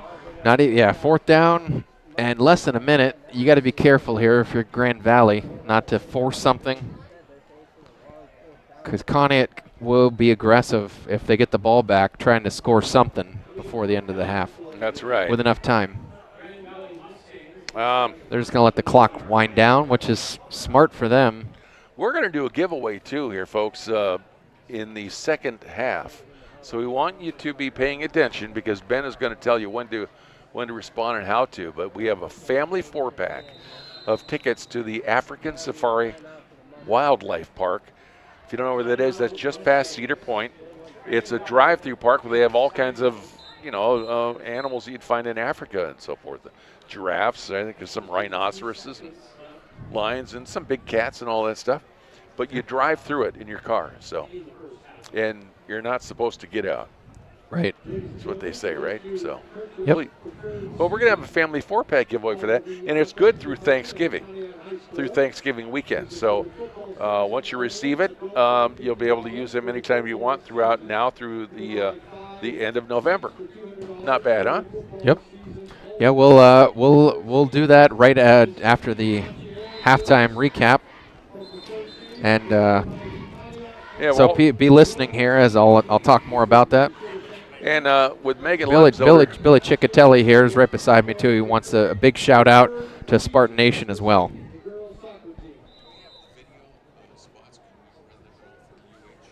Yeah, YouTube. Yep. Let's try that. And there's the snap. He's back. Goforth is throwing it downfield.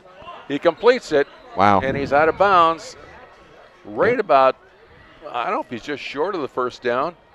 Looks like he might now. They're going to mark it. They're going to move him down. First down for the Mustangs. Yeah, and out of bounds, Camden Cottrell.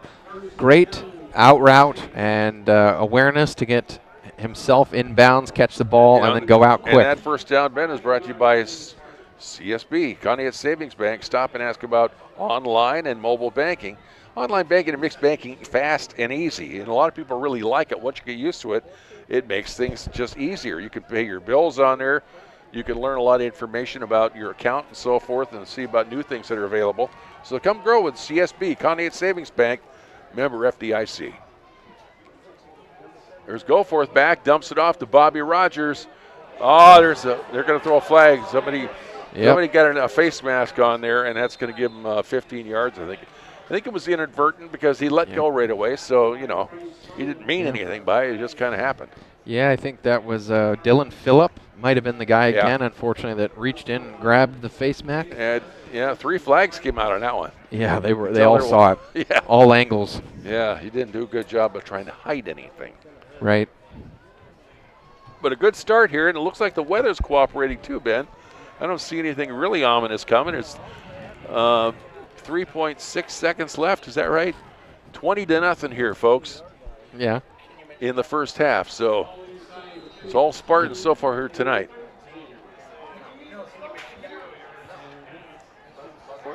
Where's the... Up. You almost got to... And broken up by Wyatt Payne to end the half. A great pass to the back corner of the end zone, Eventually. but broken up. And I don't think they're giving it to him. And that's going to end the first half. And Wyatt Payne Brent- broke that up, right? The pass play for touchdown? yeah, it was intended for Robert Rogers, and it was no good. Well, Good defense by Wyatt Payne, and that'll end the half 20-0. He's the guy to throw it to. Yeah, Conneaut hangs on to the lead and keep them scoreless. And they'll get the ball back to start the second half. Tell you what, too, I want to let everybody know that Connie Dairy Queen is a great Spartan sponsor. We appreciate working with them every year. We really do. They do so much for the community and for Spartan Nation. We want to really shout out for them. Your Connie Dairy Queen, remember the featured blizzard is a caramel fudge cheesecake blizzard. My goodness. That's Steve's Where's favorite. Steve was around here. Steve, how many caramel fudge cheesecake blizzards have you had this year so far from Dairy Queen? 77. That's right. That's a Steve we like, baby. And that's counting. right. And counting, yes. And, and they also have, if you're up there for lunch, you want to grab a burger, those signature stack burgers, and those are good, you know? Yeah. They really are. They got the A1 loaded one, signature stack burger. They got the bacon ranch one. Oh, yeah. I mean, those things are good. Their menu really is. It's outstanding front to back. They got the summer smokehouse burger, the barbecue sauce with the onion ring on it. Delicious. Uh-huh. The chicken tender basket Yeah. is always great, so always good to go with it. Well, I'm trying to. We'll kind of pivot here, Yes. listen to the marching band, and we're going to play a nice spot too, or two. And we'll take this brief timeout on 1360 WOW, 102.9 FM, and WOW Sports. Conneaut Savings Bank's convenient online and mobile banking services is fast and easy.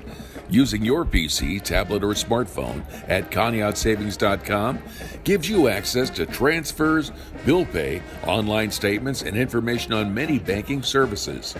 Stop in and talk with CSB about complete online and mobile banking at ConneautSavings.com. CSB, Conneaut Savings Bank, in Conneaut and Austinburg. Come grow with us. Member FDIC.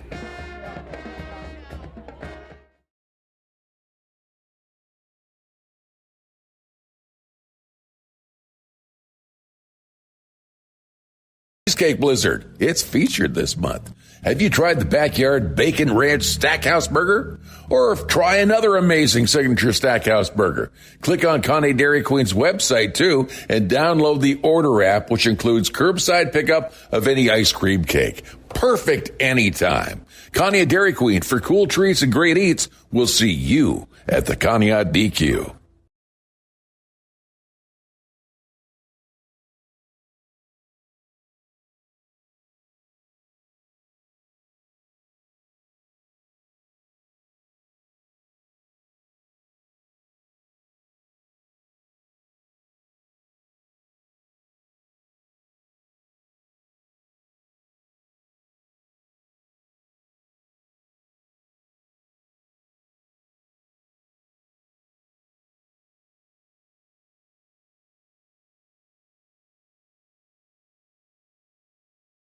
We're here for all-pro edge rushers, for pre-game tailgaters, for family fan cavers. We're University Hospitals, the official healthcare partner of the Cleveland Browns, and your hometown team of experts for sports medicine, heart and vascular, everyday care, and more. And we're here to keep you at your quarterback rushing, here we go cheering, holding your breath in excitement best. We're University Hospitals, and we're here for you.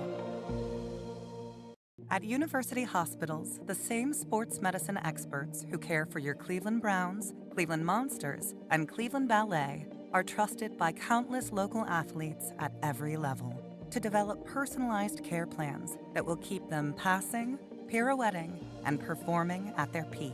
We are your hometown healthcare advantage. We're University Hospitals Drusинski Sports Medicine Institute, and we're here for you.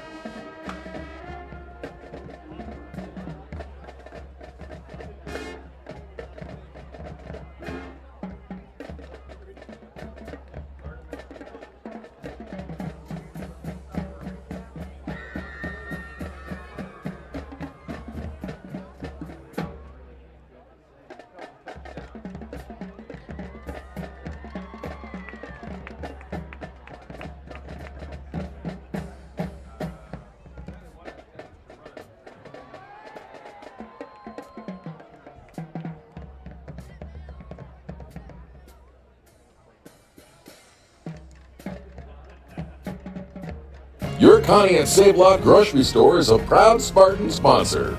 Your Save-A-Lot means the lowest prices on the name brands you know and love every day. Save-A-Lot food prices are deeply discounted when compared to other conventional grocery stores. Not only does Save-A-Lot offer the lowest prices on groceries, but fresh produce and fresh meat cut daily in their butcher shop. Your Conneaut Save-A-Lot on West Main. Not lower quality, just the lowest prices.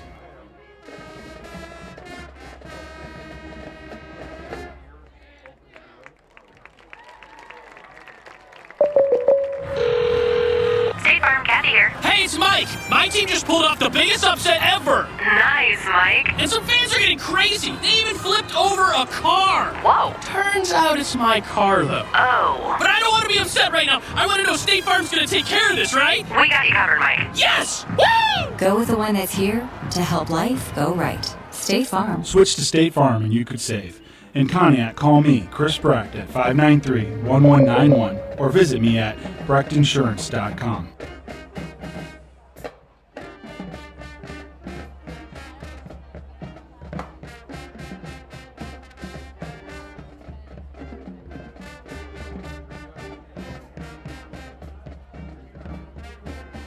And we're back at Joslin Field, Riccardi Stadium.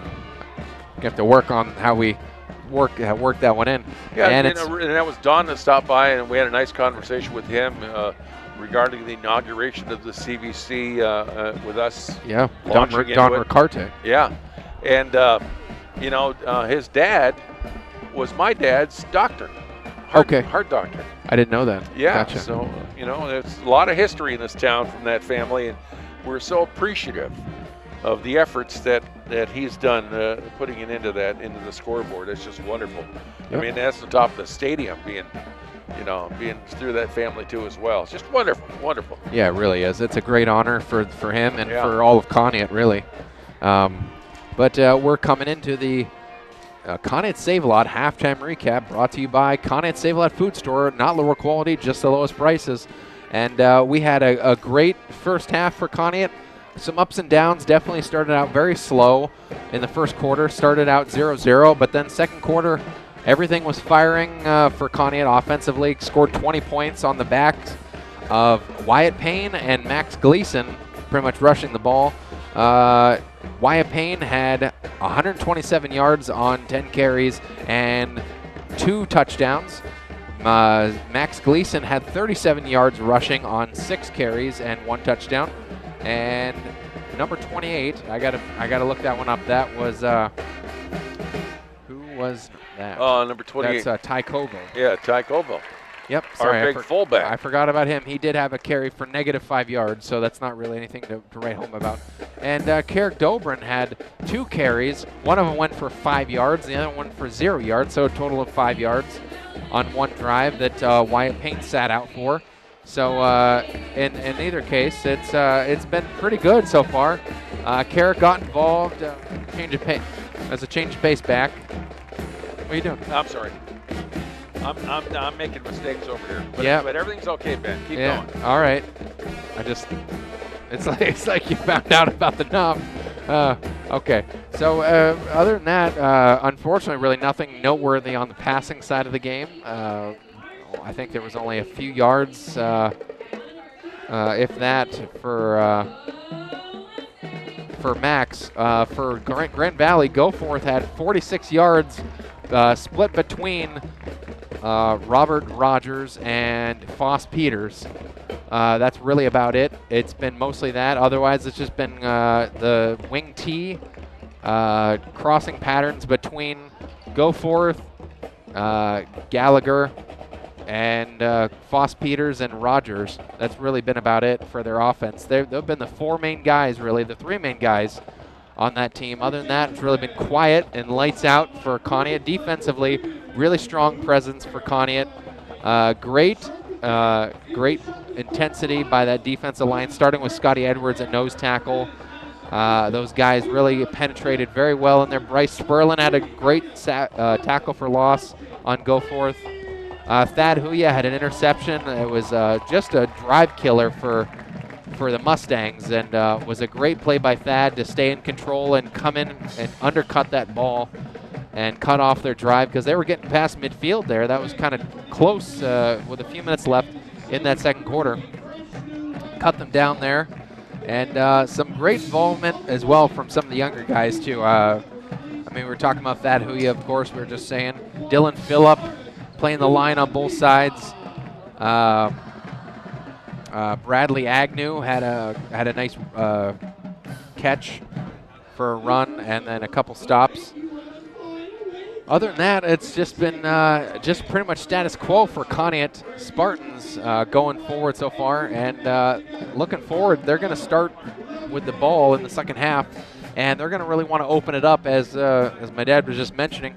They want to get to 30 points. Rocco was saying that the goal is to get to 30 points so that they can try to get the freshmen and sophomores in there early so they can start to do more change of pace work for Conneaut, so they can give their starters more rest and build up some of that skill and more poise, because that's really how you do it, is you blend the veteran talent in there with some of the younger guys to kind of learn from them, learn from some of the plays that they made, and get some wisdom from the guys that have been playing the game for a while, like Wyatt Payne and Max Gleason and those guys, Ethan Osborne, to kind of set the mood there in the tempo. Offensive line is always tough, especially for younger guys to step into. You got a lot of those juniors right now, Gavin Nesbitt, Dylan Phillip, and the senior Scotty Edwards back in there as well too for the line. So a lot of those younger guys really have to get some repetition in there and some snaps on the line to really learn a lot from it. We're hoping too that it'll be a couple more years before we got Jaden Anderson back, or a couple more weeks. Jaden Anderson, when he returns to the team, that'll be a major improvement.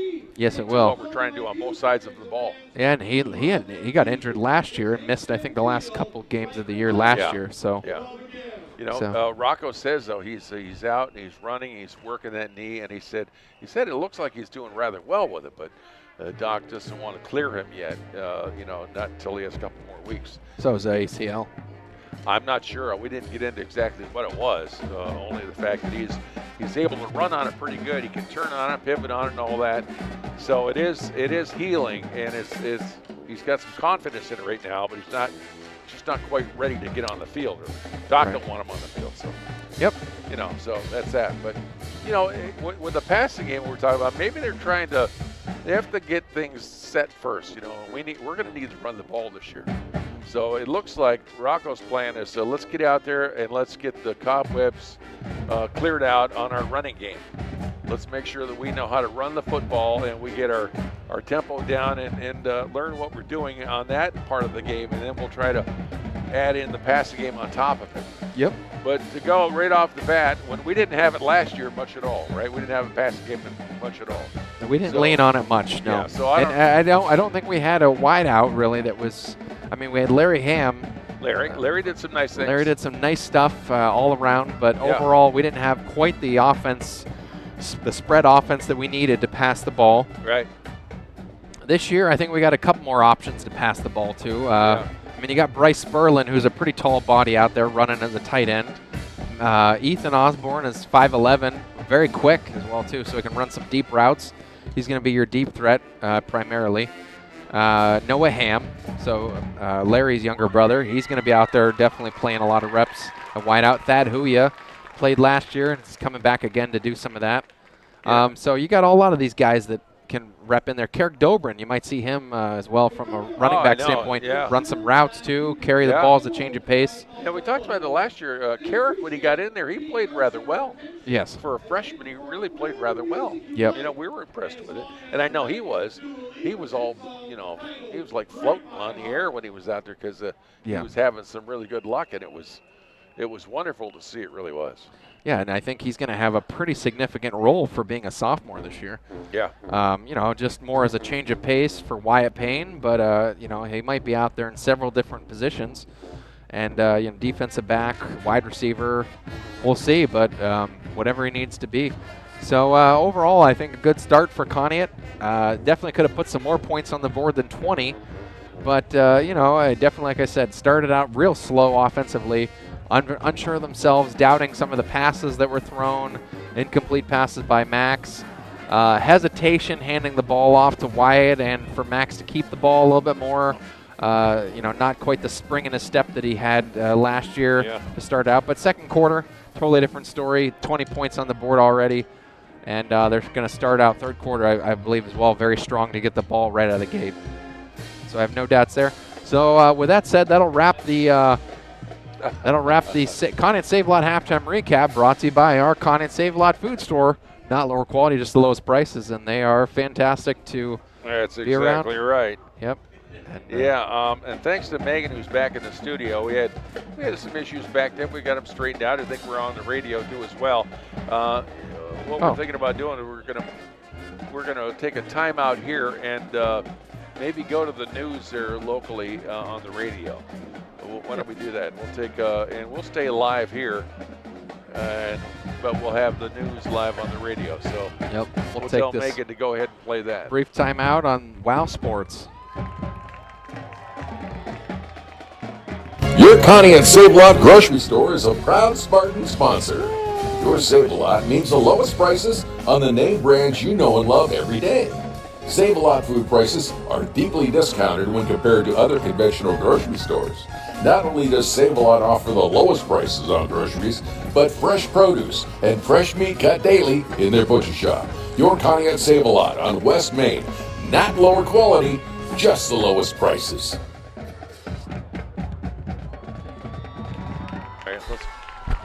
We're back here on WOW TV. WOW Radio is having our AP Network News, which I hope the problems are worked out there. They've had, you know, I kept asking the network guys, are you having any issues there? Because the feed was breaking up. Like all morning long it was fine. And off and on over the past week or so, I've had an issue where it was doing this or doing that. And they say, well, I am not getting any phone calls. I don't think we have any problems anywhere. Well, it ends up today, he finally tells me, yeah, they've been having some issues. So that was the problems we were having with AP Network News. Now I'm done with my rant now, Ben. Okay, no problem. I'm okay now. I'm all right. I'm over it. So you're okay. But it's kind of a problem when you have something that comes on and for 4 minutes it's just like, you know, doing digital stuttering and just silence, you know. Yep, it ain't right, I tell you. No, people don't want to hear that. Nope. I don't want to either. No one does. Nope, absolutely not. It got cleared up and it was fine all day. It was working just right. So, I mean, after about noon or 1 o'clock, it's been good. So hopefully it's good right now. maybe Megan can let me know if the news worked out good. Bob Shackle also, when the band is done, he's going to change batteries. So if everything goes dark on us all, including you people out there watching. Well, I was going to say it's already getting dark out there, looks like, on the field. There we go. Yeah, see, Yep. it just went dark. So Shackle is changing the battery in his camera. We're going to be okay. We can just keep it here. Because it's dark. You know, it's wherever they are. And we go to that. That's good. Yeah, and of course, reminder, of course, too, about our Dairy Queen Player of the Game award after the game. Yes. Of course, as we always love to award them with that, and some possible giveaways as well, too. And speaking of giveaways, we got to mention about the African Safari tickets that we were just talking about before the halftime show. Family 4-pack, African Safari Wildlife Park. Yep, so we have 4 tickets to the African Safari Wildlife Park just west of Sandusky. And it's a drive-through park, as we were just talking about before. Yeah. And so it's nice. You can take the whole family, just drive through. You get a lot of different African animals as well to explore and to witness. So it's great for everybody, great for the kids, great for the whole family. Yep. If you want a chance to win those tickets on the YouTube video, please go to 1360 WOW Sports YouTube and put hashtag Spartans win in the comments section. And we will choose a winner based on the person that gets to it first, if you're listening. Okay, that sounds like a good plan, Ben. Yes, and so put in the YouTube video for this Grand Valley Conneaut game, Spartans win. And Spartans win. That's right. That's right. So it's going to be, and that's it's a good drive there. I've heard a lot of people are very impressed with it, and it's expensive to keep that kind of an attraction going because they get those animals year round. You got to feed them all year. Yeah. You know. Yeah, it's great. I'm sure it's great to witness. They're definitely a $400 value ticket. So for the 4-pack. Well, it's expensive. I can't remember exactly what it was, but I remember it was when I acquired them. I was thinking, my goodness, that's a lot of money. It's more than Waldemere. Yeah. Which that's up there too, as far as the price goes. Yeah, quite a bit now. It's a great park, though. I got to say, it's a lot better than some of the ones I've gone to out of the area. So for being local, it's wonderful to have it. We don't have because of the fact that we are the first game happening. There is no high school, college, or high school scoreboard. No, and not. I mean, even if there was, it's still Thursday. We're the only ones on a Thursday. Well, that's tonight what I mean. too. Yeah, that's why they're. It's kind of interesting. Yeah, upcoming games though. I mean, we got our game here, and nobody's posting on that too. I don't know what's the matter with everybody as far as that goes. It's Cleveland, the Browns are playing Philadelphia tonight. That's on right now too as well. Yeah, preseason. Yep. Of course, this is a better place to be. Yeah. You got to get excited about the Browns preseason, but Tigers are in Cleveland playing the Tribe. Yep. The Guardian Tribe. Tribe's they're 3.5 games back of first place. They've slipped a little bit, but they're still right in there if they just keep on the gas. They seem a little discouraged since the trade deadline where they lost Rosario and Savale and some of those players. But yeah, we're back on the radio now. Youngstown State also is in the process. That might be over or ending sooner, playing St. Francis. Also tomorrow, Madison is at Perry, Ben. That should be quite a game. Blue Shirts going to figure out what they've got in the tank this year going up against Perry, as well as we'll find out about Perry too as well. Also tomorrow, South Range is playing Springfield local. Rootstown is in Crestwood tomorrow at 7 o'clock. So there's some interesting games. Geneva is playing the University Preppers. That's tomorrow, but at 5 o'clock tomorrow. So that'll be an early Friday one. Tomorrow at 7, Liberty is in Edgewood playing the Warriors. So we just scrimmaged them here just a week ago.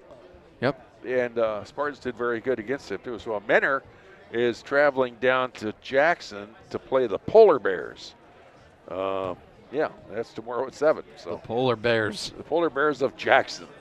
All right. I never heard of them, but no. Good luck to Menor playing that. Pottawatomie Valley Lakers are playing Mineral Ridge tomorrow at 7.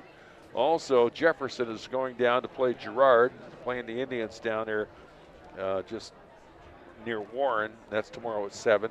Chagrin Falls, who we will meet later on this year, is playing Berkshire. They're playing the Badgers tomorrow at 7 o'clock.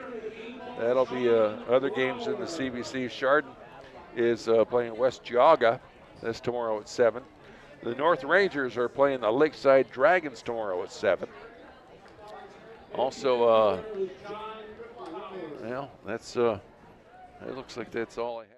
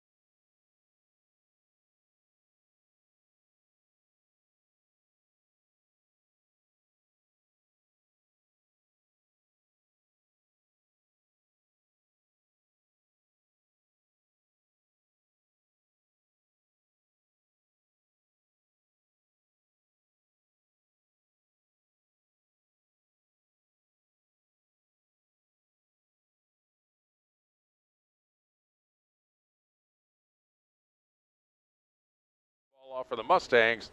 It's a little drive shot and bounces at the 30-yard line, and yeah, the Spartans fall on it on their knee, and that's Isaiah Bowles. Is his name, Ben?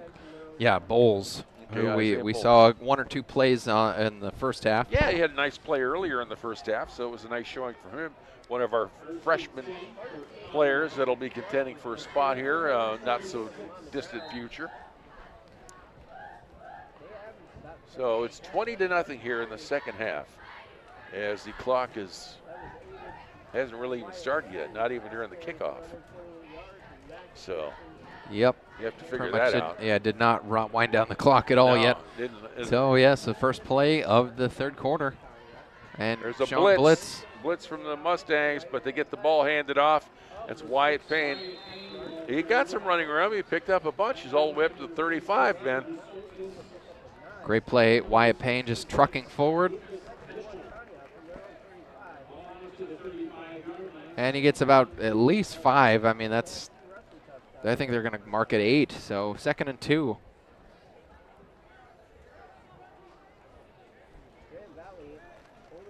Ball's at the 35.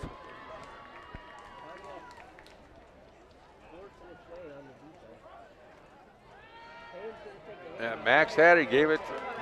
That's Wyatt. Gave it to Wyatt. He liked some running room. Oh, wow. Wyatt. The Wyatt, kid. yeah, shook off the big guy for the Yeah. Mustangs. That was Robert Rogers. Shook him right off. They couldn't bring him down at all, but they certainly had contained him. I mean, I think he showed how strong he was right there too, because a couple of guys hit him and he just kind of sloughed them off. Yeah, that's what I mean. Robbie Rogers, who's been the main catalyst for the Mustangs so far all game, on offense mainly, but defense, he's definitely shown a lot of strength too. 6'2", 190, and little Wyatt Payne just blew him right away with the stiff arm. Max is back in the shotgun. Wyatt is right off to his left. Got 2 wide outs on the far side, 1 on the near side. And Max keeps the ball, looking for some running room. Straight armed. He straight armed number 9 there, and that puts him right down. And Max ends up getting all the way out to the 31. Yeah, that was Hunter Hayes making the stop for Grand Valley. 5'10", 150. Been on a couple plays for Grand Valley, but nothing too major so far. Well, yeah, but he was Max on the wrong end of that. Max just made him. If he gets a tackle on that play, then I don't. Yeah, he made him forgettable. They put him on a milk carton, as they say, on that play. Yeah, he was certainly mugged on that one. He went down. He went down hard from a straight, and that's showing the strength of Max. And Max worked on strength training quite a lot. He gained about 10 pounds. And there's a run up the middle, showing that quickness. Oh, he was trying to cut left and find some open space there. but it was not to be had. But he's down about, we're knocking on the door of the red zone. They're right on the 20. That first down is brought to you by Chris Breck State Farm Insurance. Remember, we're coming up towards the end of the year. You want to start thinking about bundling your insurance or reevaluating your insurance. So you want to give them a call at 593-1191. Sit down and see if they can save you some money on your coverage, either by bundling it or changing your coverage in one way or another. Whatever you can do, it always helps. Sit down with the great people at Chris Breck State Farm Insurance. Yep. Maximum is back there in the shotgun. He's back to throw it. He's looking downfield. Oof. Looking for Thad Huya. Yeah, they're not going to, yeah. Oh, they're going to say it was intercepted by Hunter Hayes. Yeah. So they're going to say it was a catch, which is kind of incredible. I actually did not think he came down with it. I thought it was dropped, but he did have the play on the ball. Max just kind of underthrew it just a little much. And Hunter Hayes with a great play, targeting Bryce Sperlin in the back of the end zone. Yeah, and that shows that's an area that we need to concentrate on. Oh, yeah, definitely. Deep threats, definitely. A double coverage, too. I mean, throw it into a double coverage, not the smartest play, but it's more about judgment, I think, especially when you're up 20-0. Why force that pass? But I think it does help Max to get some confidence to know how deep he has to throw it. It's Bobby Rogers that gets it. Almost squeaks through a hole, but there's a couple of Spartans who grab onto him and say, wait a minute, not so fast. He goes down, picks up about a yard. That'll bring up second down for the Mustangs. There we go. Still 20-0 here. We're into the third quarter, about 9 minutes left in the third quarter. Goforth is back in a shotgun. Takes it, he's going to hand off. Instead, he gives it up the middle. And that's my goodness. Foss Peters. Foss Peters with a just a miraculous run. My goodness, that was a pretty good fake play. I think they executed that pretty well. They had a man in motion, looked like he was going to hand off to him, and then you didn't see it where he gave it to Foss Peters instead, and he had running room up the middle. Yep. But a lot of traffic he was in. Oh, yeah. But I think that was the play that Mustangs were looking to pull off all night long. That was it. I think they were totally, Conneaut was totally surprised and caught off guard on that play. Goforth is looking. He throws it long. He's got a receiver open. And picked off. Looks like picked off by Conneaut. Yes, they did. I don't know how. Yeah, somehow he got underneath the bread basket. Yes, he did. He turned around at the last minute, Ben, just enough time just to get readjusted. Max. Yep, he came down and caught that one pretty clean, Very nice. I mean, and he had him beat too. If he could have led him a little bit more, and that was Bobby Rogers on the. I don't know if that was him. Yes, I think so. If he would have led him a little bit more, that probably would have been 6 points. Oh yeah, I just think, and that's what's interesting is Goforth, the quarterback, seems like he's definitely had a pretty strong arm all night, but some of those deep throws like that to some of these streak routes, he's been underthrowing quite a few of them. Max is back.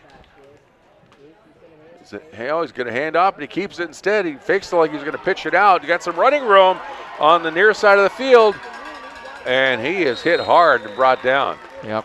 I think, and that was number 9. Yeah, Hunter Hayes, who just intercepted the pass on this past drive. Oh, yeah. Yep, and Max is going to sit out on that hard hit just because I think Rocco's thinking ahead on that one. I think Hunter Hayes is the one that he gave the straight arm to, right? Might have been. I think it was. Might have been, yes. So I think he returned the favor there. He said, you're going to straight arm me and make me look bad. So I think he went after him pretty hard there. Oh, yeah. And the interception, too. So it's a little bit of a rivalry here. So he's going to sit out one play, and I think Bryce is going to step in here. Hands off. Up. They smelled the run right out of the gate. I think so. Yeah, that was telegraphed a little too much, I think. So we'll see what Bryce does. If he, maybe he's going to try to throw it a little bit. We got 3 wideouts over on the far side of the field. There's a whistle. They're going to talk it over with Coach. Oh, an injury. Another injury for Grand Valley, second one of the game. Oh, yeah. You know what? Not to dwell on the past, but there's always been considerable injuries. If you can remember last year, the Edgewood game, the year before that, there's been 3 or 4 injuries every single first game of the year. Yeah. It's kind of sad just because of the anticipation, right? Well, a lot of it ended up being cramps and so forth, too. And when it's hot, that can happen even more so, So. And it's humid. It's not as hot tonight. No, it's not. I don't know if that's. We got 72 degrees. We got some weather off to the west here, or moving this direction. Yeah, it's definitely the clouds are coming in. Looks like it. Yep. I wanted to touch base with you on the schedule that we have for the year too. This, of course, is the first game for the Conneaut Spartans. It's the season opener, but it's also the opening game for the CVC for the 2023 season. So it's a couple of big deals that are going on. We had Don Riccardi that stopped in. He did the coin toss out on the field to inaugurate us now in the CVC. It was wonderful of him to be able to do that. He also has contributed to us and are responsible for our brand new scoreboard over there. So, it's been a great night out here. It really has. And it would top it off with a win would be fantastic. And right now we're up 20 to nothing. But our next game after tonight will be back here next Friday, the Western Reserve Blue Devils. Now, that was quite a game when we played them last down there. Yep. No, they were up here last. They were up here last. That's right. The time before we were down there, and that was the one that we lost by 1 point at the end. So. Good football team. They were a good, solid football team. They really were. And then the Independence Blue Devils a week after that. There's a handoff. Oh, nice. That's Wyatt looking for some running move. room. And he gets out to about the 42-yard line across midfield. Yep. Not quite a first down, but made up a lot of room there. Nice stop by Trevor Mullen. It was a gang tackle for the Mustangs, but Trevor Mullen, being the main guy, playing nose tackle for Mustangs, has been all over the field. Independence Blue Devils will play them on September the 1st as we go into a Labor Day weekend. And the week after that, on the 8th of September, is the Chagrin Fall Tigers. That'll be on the 8th. Also, in the next Thursday game will be on the 14th of September, and that will be the whiteout back here against the Hawken Hawks. That Chris Breck State Farm Insurance whiteout will happen on that night. It's going to have a great event over there on the far side of the field, on the visitor side of the field. Remember, too, that for that September 14th date, there will be T-shirts for sale that you'll be able to buy, and they always go quick. So if you're going to want one, remember to try to get one early. He doesn't have them yet, so don't call him in about it right now. But once we get into September, he's going to have them, or maybe a little bit before that. And I'll tell you the rest of the season here right after this play. There's Max back looking to throw the ball. He dumps it off. That's Wyatt who gets it. Got some running room, breaks it back to the inside, and he cuts back again. Oh, look at the spin move. Almost faked him out. He almost broke that one, Ben, but not quite. Right.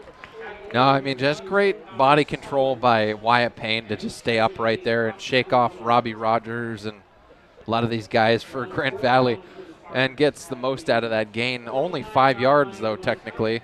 Well, more than 5, but it'll be 4th and 5 upcoming. So it was a 20-yard pickup. 4th and 5. We'll see if they're gonna go for it here. They're putting 3 wideouts on the far side and 1 on the near side. Yeah. 4 wideouts, and Max will be back in the backfield along with Wyatt. This might be a test. Oof. I was going to say, Rocco was definitely testing him. Yeah, he's going to try to draw him off sides. And he's not going to chance it. No. I was thinking it was a Coach Rocco, yeah, set. They could have done a little bit better job of trying to draw him, too. I didn't think it looked like Max was really looking like he was going to get the ball at all. No, I know. He was kind of feet planted. Didn't look like he was. Yeah, he could have shuddered a little bit there. And almost worked. Almost did. They were jumpy. Yeah. So we'll probably see Bryce out there. I don't know if Bryce does the punting or just the kicking. He does both. Does he do both? Okay. Yeah. That's good. Back to the schedule. After the whiteout on the 14th of September here at Joslin Field, Riccardi Stadium. Then we go into the end of the season, the last 5 games, which are the like an old NEC schedule. Jefferson Falcons, we're going to be down there in Jefferson playing them on the 22nd of September. The 29th, we're at home with the Geneva Eagles. Edgewood comes to Conneaut on October the 6th. Then we go to Lakeside on the 13th of October to play the Lakeside Dragons. And we wind up the season on the 20th of October in Madison playing the Blue Streaks. Yep. So, I mean, we're playing bigger schools than us. And, Conneaut's never been afraid of that. And they've been doing that for a long time. And Max is back. Oh, he hands off to Wyatt and then a reverse. That's Thad Huya who gets the ball and on a reverse. Easy first down. That was kind of it wasn't a handoff as much as it was a little toss. Yep, a nice first down by Thad Huya, brought to you by Chris Breck State Farm. Yeah, Chris Breck State Farm Insurance. Bundle your insurance and save money. Give them a call, 593-1191. It reminds me a little bit of that play that they're kind of doing that razzle-dazzle. I remember the Larry Hunt pitch out on the sideline to Zach, who was running up the sideline. He just kind of dumped it off. Yes. And Zach ran all the way down. That was a great one last year, yeah. Yes, exactly. last year. Yep. I remember that one pretty well. That was against and Garfield. I think it was the same play, exactly. Yeah, it was the playoff game. But, he's looking for some running room. Finally, he does get there. Oh, Scotty Edwards. Somebody was annoying him a little bit, and he just kind of tossed him down. And number 27 for the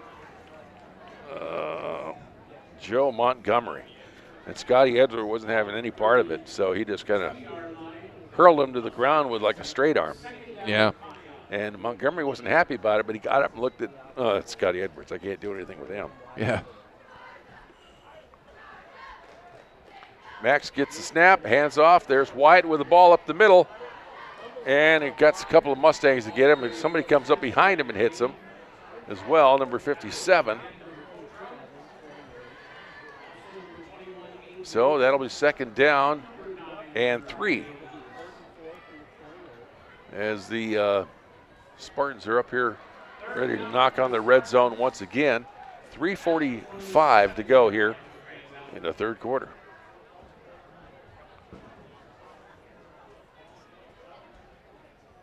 Right? Yep. We got 3:33 in the third. There. Yeah, it looks like we're escaping the weather here, or any potential bad weather, so that's a nice thing. Hopefully we keep that up. Max is back in the shotgun, gets the ball. He takes off running to the near side. He's got some room, gets through there, and there's a defender that catches him, and they finally knock him out of bounds, but not until he crosses over the 15, knocking on the door of another touchdown for the Spartans here, Ben. And Max is down on the sideline. He got hit right as he went out, and he's laying down now. So you're gonna have to take him out for at least the third quarter. Yeah. But I was kind of wondering about that. Every time they go to the sideline, it's always kind of dicey when you go for that, because sometimes you have those late hits there. You can still maybe say they were in play before the whistle, but they really do lay you out pretty well because it's full speed to the sideline, right? So.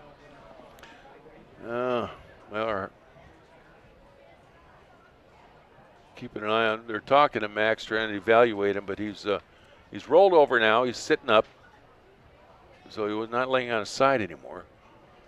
She's talking to him about what happened. Could be a cramp. It is. Yeah. Yeah, he's stretching him out. It has been hard sometimes. We've had some players that went out and you think it was a season-ending catastrophic injury. And then the next play they're back in there again. It was just like a muscle cramp. Right. Yeah, this is our first one. They've had 2 so far for Grand Valley, but you got to expect at least one more before the end of the game. And I think you got to give Max respect and let him sit the rest of the game. Yeah. Most likely. Yeah, and I think that's right. I think Bryce Spurlin, we need to get him some reps. I think that's a wise choice to get him in there and let's let him have some experience too. You just never know when you're going to need to call on him. Yeah, I don't think you're losing a lot by having Bryce in a quarterback. Absolutely not, honestly, no. he can throw the ball pretty well. It gives a different dimension. He's not as fast as Max, of course, but he definitely is a pretty good thrower. And it reminds me back to the days of Brandon Smile and Ryland. You know, and they were rotating back and forth all the time. And they were happy to do it. Happy about it, yeah. They're playing wide receiver. And he takes off running. Yep. Looked like he did pitch it off. A little bit of a dump. Oh, and that was not the play that I think was planned. No, Bryce definitely was telegraphing the whole thing, unfortunately. I think at that point he should have thrown it out or to the maybe deep to the corner. Yeah. I mean, it looked like that play was probably designed for somebody in the end zone. Yeah. But they Mustangs really just blitzed the hell out of it and found him the heck out of it. That was, we don't know where that came from. Somebody in the crowd yelled something. I don't know what it was. It was Bob Shackle. But, Bob Shackle. 2:35 to go here in the third, 20-0. And there's a handoff. That is Wyatt Payne with the ball. He busts through, gets down across the 15 again, back just past the original line of scrimmage. Oh, boy. So that'll bring up third down after losing some ground on the previous play. Third down, and we got to get at least to the 5 in order to get a new set of downs. We'll see if they can do that. But, they're knocking on the door again for a 4th touchdown. It's been a bit of a scoring drought all quarter.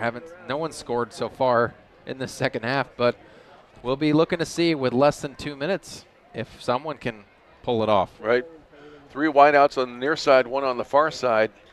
Sperlin is back, and he's throwing into the end zone. Oh, good throw. Good throw. I didn't see if it went off his hands or not. It did. It hit his hand, for sure. Good defense by the corner, but that was intended for, that was 11, for Conneaut. Noah Ham. Yeah, and he looked like he had an opportunity to catch it. Good defense, though, by 27. For the Mustangs, number 27, that was Joe Montgomery. And also, Robbie Rogers for the Mustangs. Bobby Rogers, Yep, yes. so it's 4th down, and Bryce is going to kick this one out from the 14-yard line. Yes, he is. It's a hard kick. Down it is. Ooh. Oh, did it go to the right? It's right there. He's pushed to the right. Well, he couldn't throw it in. He tried to kick it in. Yeah, but you know what? Good training, Good attempt.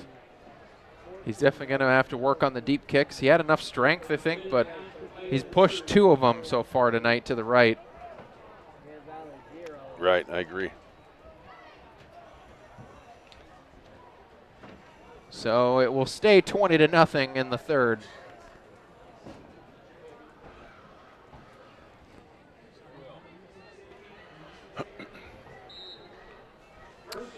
Want to thank everyone for joining us so far on both YouTube, 1360 WOW Sports on the YouTube page, 102.9 FM and 1360 AM.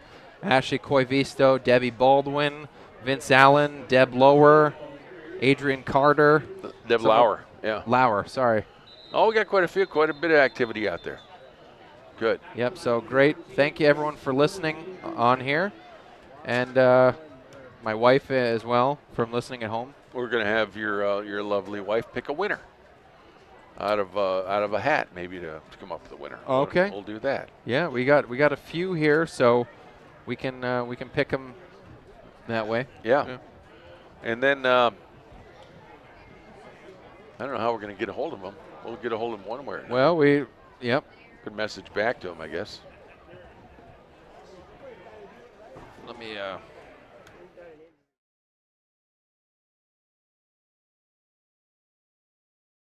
We're here for all pro edge rushers, for pregame tailgaters, for family fan cavers. We're University Hospitals, the official healthcare partner of the Cleveland Browns, and your hometown team of experts for sports medicine, heart and vascular, everyday care, and more. And we're here to keep you at your quarterback rushing, here we go cheering, holding your breath in excitement best. We're University Hospitals, and we're here for you. At University Hospitals, the same sports medicine experts who care for your Cleveland Browns, Cleveland Monsters, and Cleveland Ballet are trusted by countless local athletes at every level to develop personalized care plans that will keep them passing, pirouetting, and performing at their peak. We are your hometown healthcare advantage. We're University Hospital's Drzinski Sports Medicine Institute, and we're here for you. And we're back as we just had a Bryce Sperlin injury. And on that last play there, I'm not sure exactly how that happened, but something in the right leg. We thought it might have been a cramp, but he's favoring it, and he was kind of hopping off the field with one leg. And showing great talent at doing that. He was covering quite a bit of territory with one leg. Right. So, I mean, that's talent too, Well, yeah, and I mean, so most likely it's 3rd and 3. Most likely the clock's going to run out here before you have to take over on offense before the 4th. But you're going to have someone come back out for the 4th quarter to play quarterback, so I'm not sure who it's going to be right now. I'd be a little leery about putting Max back out there, but... Well, we got 4 of them on the roster.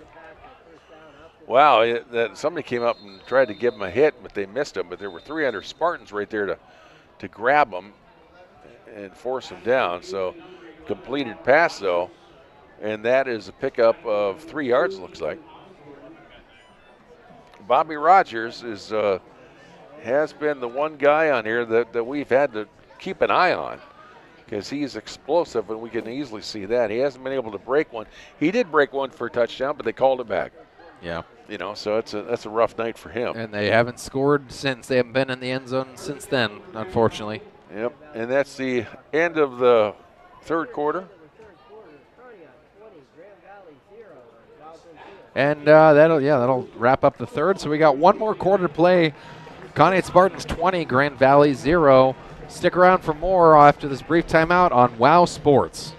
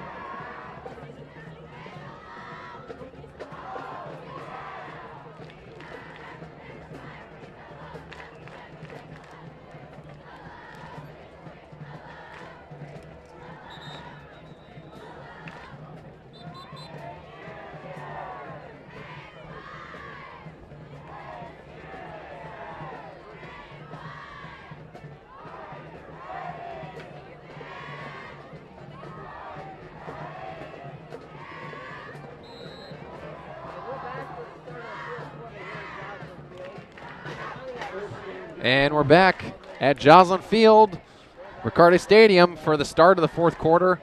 And Mustangs are starting out right out of the gate here. Go forth, starting out at quarterback. Gets a few on that drive. Busting forward, 1 tackle was dodged, and we got another Mustang down now. This is, see, now the injuries are really starting to... No, it's a Spartan. Oh, is it? I'm sorry. Yeah. Looks white. See, now you've got 3 consecutive injuries in the matter of a few minutes. Yep, and they're working his leg like it could possibly be a cramp that he's gotten. Yep. It's hard to tell. I don't know. I can remember the last year when I had a lump in my throat. Zach Rice was out there, and it looked like he was just withering in pain. And, just horrible. And they had to help him off the field. And then he was back in 2 plays later. Yes. It was just a cramp that they rubbed out on the sideline. Right. And you never know. I mean, cramps can be very painful. Oh, but they you are. never know. And they seem to linger on. I mean, even if you rub it out real good. I mean, they got therapists that know how to do it really well. You just have to try to just push your way in there. But it is Corey Pearson. Corey Pearson. Who's been playing the line as a senior. He's kind of standing on it a little bit. Mm-hmm. He's not sitting down yet. Might be a calf. Looks like it could be a calf. Yeah, it must be. It must be just a I remember getting those when you're laying in bed. When you get woken up in the middle of the night with one of those cramps from you know where. Oh yeah. There's a passing play. It's a handoff. I mean, gives it to Foss Peters. That was a wing tee. They're still going to stick with that and try to, they're still trying to perfect this offense that they're trying to execute on. So, and I think they have a good start to it. This is the first game of the year. Coach Rocket was very clear that it takes a long time to learn how to execute that type of offense very well, and I think they're off to a good start considering that this is, they got a long season ahead of them. Yep, no doubt about it, and they know what they need to do. Mustangs are really just trying to keep the momentum going. It's 3rd and 4. This is make or break for the Mustangs. There's a handoff to Foss Peters. Foss Peters again. He's across the 50. They're saying he was down, but he kind of rolled over top of somebody. He thought he was still. Yeah, he thought he was still a live runner. He was down, but I think he just didn't hear the whistle early enough and kept going. Either way, it's first down. He gets a first down. Yeah. They haven't had too many first downs. The Mustangs have not. So. And they're across the 50. Right. So they're across midfield also. So they are moving the ball. We'll see. And if they score once early in this 4th quarter, as the rain starts to fly now here, right before 9 o'clock. The rain is? Yep, here we go. So we'll see if the rain's going to help them or hurt them. Move the ball. And that is Bobby Rogers darting forward, gets quite a few on that second burst and gets at least 5 or 6. And bringing up a 2nd and 5 upcoming.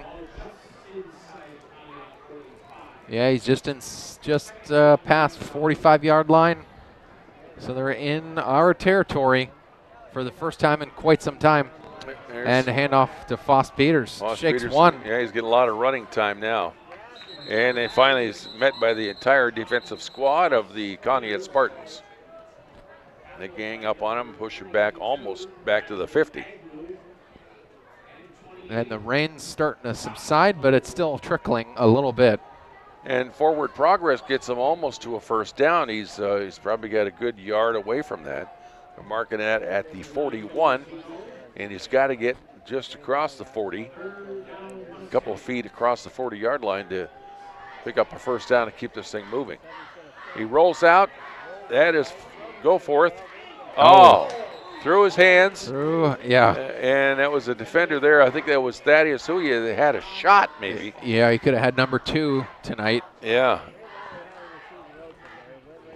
Did not pull it off, but it was through the hands of I'm not sure who for the Mustangs. I don't see the rain. Since the ball's, since it's wet out there, right? It's really hard to hang on to some of those really fast balls that are coming in. So it's bringing up a 4th and short and a timeout call by the Mustangs coach. Clint Nims wants to talk it over. This is a do or die, I'd say, or pretty close to it for the Mustangs. They got to really keep the ball moving just to score once tonight. Yeah. To stay competitive. But we want to announce the winner as well, too. If you're listening, we want to thank you. We have a winner. We want to announce Debbie Baldwin was the winner tonight of the African Safari tickets, the 4-pack. So Debbie Baldwin, please, you can do one of two things. If you're local to the Conneaut area, please pick them up at the 1360 WOW 102.9 office, Lake Effect Media, 229 Broad Street in Conneaut, right next to Mooney's Bakery.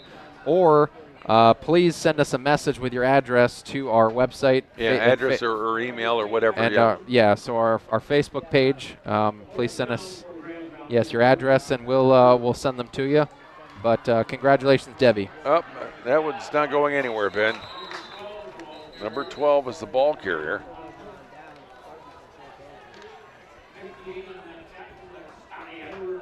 Camden Cottrell. He's a senior. He's getting some run time now. 5'9", 175-pound senior. Uh-oh.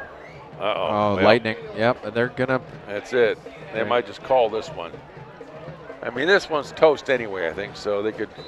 You got 8.5 minutes left. You got to roll this out. Actually, I'm really worried Max is out there again for I'm quarterback. surprised they haven't stopped the sub in that because it doesn't say anything about how close or far it has to be. I think, though, you heard it, too. I heard the. Yep. Oh, yeah, and that's Wyatt Payne with the ball carry. Gets back to the 50-yard line. Going in the other direction this time. Yeah. Yes, you could hear that. We'll see. The referees have to say something, though. I don't think the coaches have the ability That's to. right. Yeah, they make the call, and I thought that was pretty much. Yep, and there goes Rocco. And yeah, that's it. They're off the field. I think they're all going. That's it. Yep. So it's going to be an early game, I think. They're not even going to wait it out, probably, right? They're just going to call it. Oh, yeah. Wow. You saw that one? Yeah, it's like I don't even have my radar. Big flicker right Either here. that or we got a blizzard. Yeah, it's snowing. In Conneaut, Ohio, it's 72 degrees and snowing. There it is. Yeah, well, it's right there. Yeah, it's right on us, I know.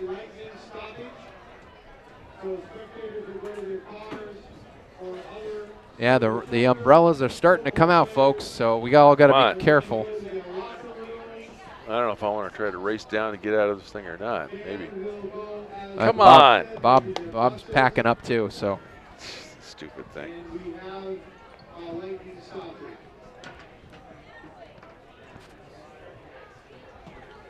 So I think that's going to do it. And some final stats I can try to pull here real quick. Just hang on. Yep. Finally, you saw the game. Everyone out there watching, they can be a testimony to it.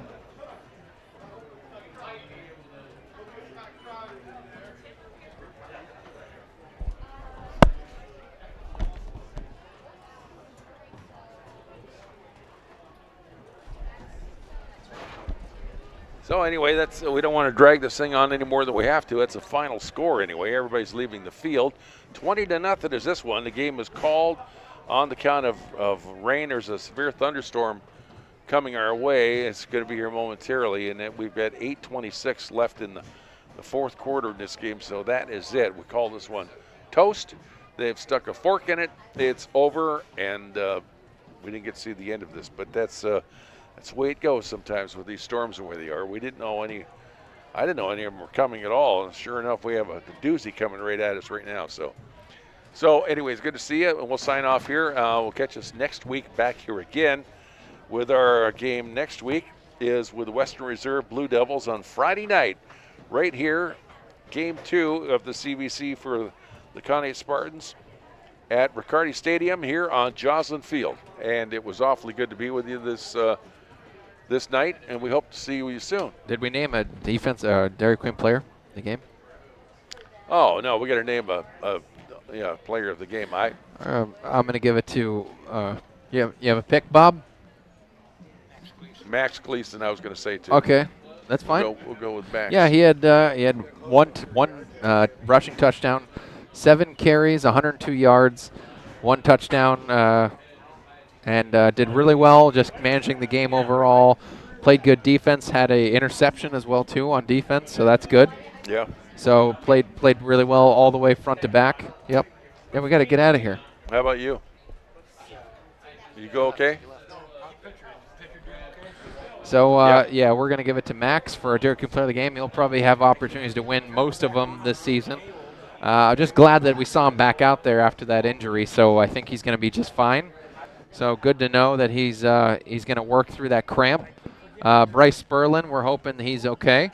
But from everyone here, thanks for joining us, Ben Jarvie and Matt Jarvie. Bob Shackle with the camera work tonight. Thank you, Bob. Thank you, Artemis and John, for the stats as well. And thank you, University Hospital, for hosting us in the nice broadcast booth. And, of course, the final score tonight, Conneaut Spartans 20, Grand Valley Mustangs 0. On 1360 WOW Sports.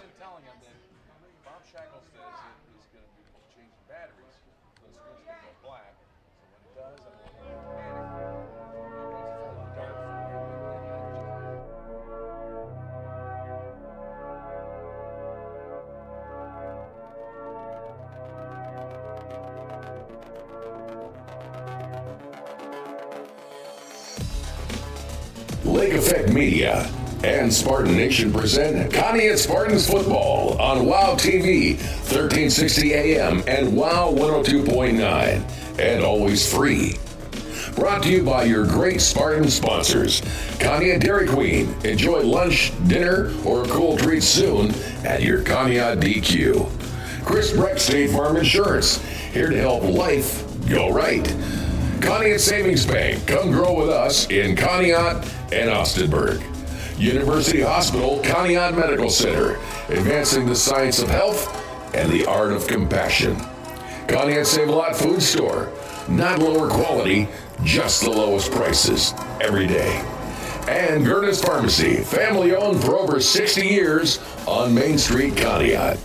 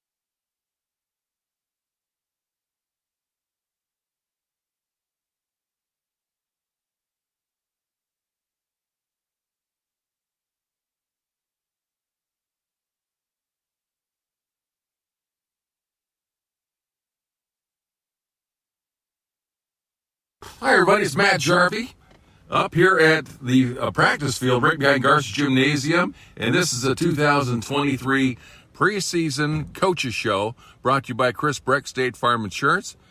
Once again, with me is Coach Rocco Dobrin. Coach, good to see you. Hey, great to be here. Always a good time. And before you know it, we're right back here again. Coach, I just want to say this for starters.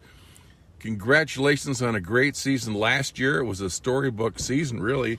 Absolutely. It was the first time to playoffs since 1985. It's a big thing for the program, big thing for the school district. And I'm proud of those seniors that made that happen last year. And, now we're moving on to this year and see who we can do, Yeah, and it was the first home playoff game that we hosted in anybody's memory anyway. We can go back to when there was a brick wall around that whole place. So when my dad played right after World War II, I don't really know. We don't know about all that stuff. Yeah, as far as the records go, we only had one playoff game, and that was away. So that's only the second playoff game we played. So yeah, how far back did that go? 1985. Oh, just 85. Yeah. So there was a lot of football played before that. Absolutely. But it was a great season. I know. I remember you told me at the beginning of the year that a lot of your teammates were kicking themselves in the butt after that loss to the Warriors. Yes, absolutely. So, and that was a very close game, and they had that in their grasp, but it just kind of slipped away. Same thing kind of happened with Northeast, I think, a little bit, didn't it? Absolutely. We lost one by 1 point, one by 2 points, and you go back and look at those games, and it's just a pile up of mistakes. And it's like, hey, if one of these 10 mistakes didn't happen, you win. And that's football. That's football, and you can't let those things happen. And you have to execute every night, not just the ones you think you can win or whatever. And those nights are games that at least on our side we thought we could win, and we didn't, and we didn't execute. And the other teams played hard, and they believed in themselves, and then it goes the wrong way. So, but I think the biggest thing about those games are those are the ones you learn from. Absolutely. And we actually brought up that Edgewood game for this week. We're playing Grand Valley, right. But hey, last year we went in thinking, we're going to win, and then next thing you know, we lose a game that we think we should win. So there can't be any we think we should win. We got to go out and we got to play, we got to execute, and they're going to want us win as much as we want to win. That's a really good point too. And usually the first game of the year, the guys don't have that fire in them. as of yet. They're a little bit flat-footed out there because they're still getting used to the season, right? So yeah, absolutely. There's still might be some unsureties or what we're doing, and they know it, but it's the first time live, in front of all the fans, in front of the band, in front of all the people, so they get the little bit of anxiety going, and there seems to be a little bit more mistakes early on. Plus the new players that don't have the varsity experience.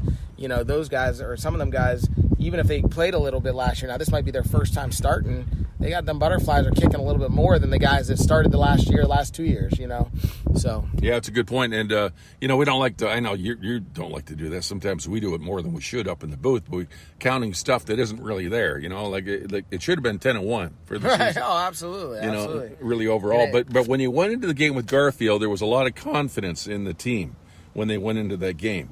Absolutely, a lot of confidence, and they played hard. That was a really good team, and they got us. They had some more playoff experience than us, and they'd been there before. We hadn't, and yeah, they were a perennial playoff team. But our kids, the one thing I'll say is we played hard. We really played hard, and we didn't execute as well as we wanted to, but that was probably a team that's going to beat us most of the time. So it wasn't like a game that got away from us. Yeah, they were probably the better team. That's a good point. That happens. But it was just a great season, though, and it's I was glad that you were able to get that thing back together again, back into the winning mode that you like to be in and that you had been in before, and you did it with a great team. But gone from last year. If we're looking for the preview now, gone is Chris Stein, Ham, Moses, and of course Zach, the Rice man's gone, but. You must be kind of excited about what you have coming out here, returning onto the field. Absolutely. It starts. We have a great offensive line this year. We lose Moses and Christine, but we still got Scotty back. Dylan and Gavin played most of the year last year. Especially once Jaden got hurt. Yeah. So, we got those two guys back. Ryan Turner's a young sophomore. He's going to be our center this year. He's doing an excellent job. Corey Pearson came out for the first time as a senior, and he's had great leadership. So it starts that offensive line. And Jaden Anderson's almost getting – we're hoping he gets cleared within the next 2 weeks, from last year's knee injury. But he looks great out there. So it's just a matter of getting cleared, as far as running and conditioning. And he's been working his butt off, hoping to get cleared for that knee injury. It looks great. So hopefully we can get them cleared. And you got hurt this year too? No. Hurts no, he didn't play. And then we got, to replace some of them other guys. Wyatt Payne has been sitting on the wings of Rice for 2 years. Yes. And he had a great season last year on defense. And then when Rice did get a little banged up or got a little tired, Wyatt had a couple 100-yard games last year. Yes. So we have no doubt that kid has worked his butt off. I haven't seen a harder worker in a long time here. So he's just anxious to take that number one spot at the tailback position. Max Gleason, last year when he came into game one, we weren't even sure he was going to be the starter yet. So he didn't have that kind of confidence. Now Max has had 11 games starting under his belt. Right. So I think you're going to see a more confident Max Gleason at quarterback and great runner at quarterback. Yes, he is. And then, some guys have really popped up in the offseason that were good on defense last year, but that are helping the offense, like Bryce Sperlin at receiver, Ethan Osborne at receiver, Noah Ham, the younger Ham brother, right, catching a lot of balls. Huya had a great track season. We saw how fast he was, so he's going to give us another receiver spot. So we got a lot of guys that are coming back. Now behind them, your depth goes down to some sophomores and freshmen that might get their shot, but those guys they're coming back and they're skilled, they're excited. Defensively, Bryson, Koval, they started every game last year. Now we got them back another year. Yeah. So those inside linebackers, and then Ethan Osborne before he got hurt was our outside backer. So you got three guys that are just confident in themselves. They played it. They know the spots. It's just a matter of getting into the season, getting it going. But those guys had a ton of tackles last year. If you add them up together, and they're all back. So is Koval going to be more active in a fullback position? Yeah, very possible. You know what I mean? He's probably our number 2 running back, to be honest with you. A guy to give Wyatt Payne some extra reps just for that hard-nosed running. And he likes to play that wing back where we like to block with him. Bryce can play tight end. And he got a little bit more slimmed down this year, Bryce Berlin. And so he's going to play some outside receiver and tight end. So he looks very skilled right now. You still have him listed as a quarterback, too? We do. And in matter of fact, Max came out a little banged up right at the beginning. Okay. He's fine now. But so those first 2 scrimmages, Bryce got a lot of quarterback reps, and he looked really good. He looked really good at the quarterback spot. So it's just one of those deals that he knows his role. he's going to be a great receiver, tight end, and if we ever needed to put him in at quarterback, and maybe 2 minutes at the end of the game, or someone to really throw the ball a little more and run, we have 100% faith in him. And you've also got Caden Hindley. No, he wouldn't. He's left. Oh, I didn't. Okay, I wasn't sure about that. Okay. How about Nesbitt and Phillips? Yeah, Nesbitt and Phillips are great on both sides of the ball. Okay. That's I said Gavin and Dylan. That's going to be your strength, it looks like, too. Yeah, You've been grooming these guys for a while. Absolutely. Those guys have been, and if Jaden Anderson comes back, you got 3 juniors there. They're great linemen to add on with Scotty, who's a senior. And then because Corey Pearson's new this year, but he's really doing well for a first-year player. And then Ryan Turner's just a great sophomore to add in there. So we really, especially if we get Jaden back, we got a lot of depth at that offense and defensive line, and those guys are a special group. So, then like always, if you get up to a 30-point lead or something like that at halftime or starting the third quarter, those underclassmen get a lot of playing time. Absolutely. We don't know if that's going to happen. Yeah, right. Let's hope that happens. We hope it does. But then that allows for development of like Arcaro and Vendetti and some of these other guys, right? Absolutely. Chetty put himself in a spot that he's going to rotate in a lot, both sides of the ball. Yeah. So, Sigley might get some opportunity to get in there. Noah Sigley, on the defensive side of the ball, Carrick, my son, put himself in a spot that, hey, if 1 or 2 guys get hurt, he might get a couple reps, Oh, that's good. More of a JV guy, but, he could still, Brady Vera put himself he's a freshman who, he was a backup strong safety, and he's actually going to start this week because the guy in front of him had some issues he had to deal with, and so he's still playing. Bradley Agnew's still playing. Yeah. But those 2 are going to switch at that strong safety spot. So one's a junior, one's a freshman, but they're both new guys. So that's where you get that inexperience. But just guys that worked hard this offseason to put themselves in a position that, they can see some playing time. Yeah. Moving on to the the home opener, I should say, against Grand Valley. Last year, they're coming off a rough year. I think they were 2-8 or something like that. They had a pretty bad year, but they got a big roster. A lot of guys came out for football down there. Absolutely. They got Bobby Rogers back. He's their guy. They're their go-to guy. Nice-looking quarterback, likes to run the ball. Frank Hall came over there from Chardon, who's their athletic director now, and he's helping Coach Nims.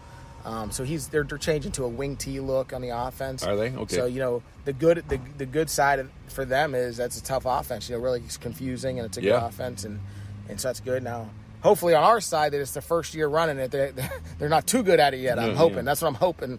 Well, it's a good thing they didn't try doing the wing T years ago when they were solid. Yeah, I'm sure within a year or two they'll have it running pretty good. Okay. You know how that goes. It's one of those offenses. It takes a couple years to get really detailed down. But still, our kids don't see it a lot, and that's where they got a little bit of an advantage there. Yeah. But they do got a night. They play hard. And that athletic director coach came in from where?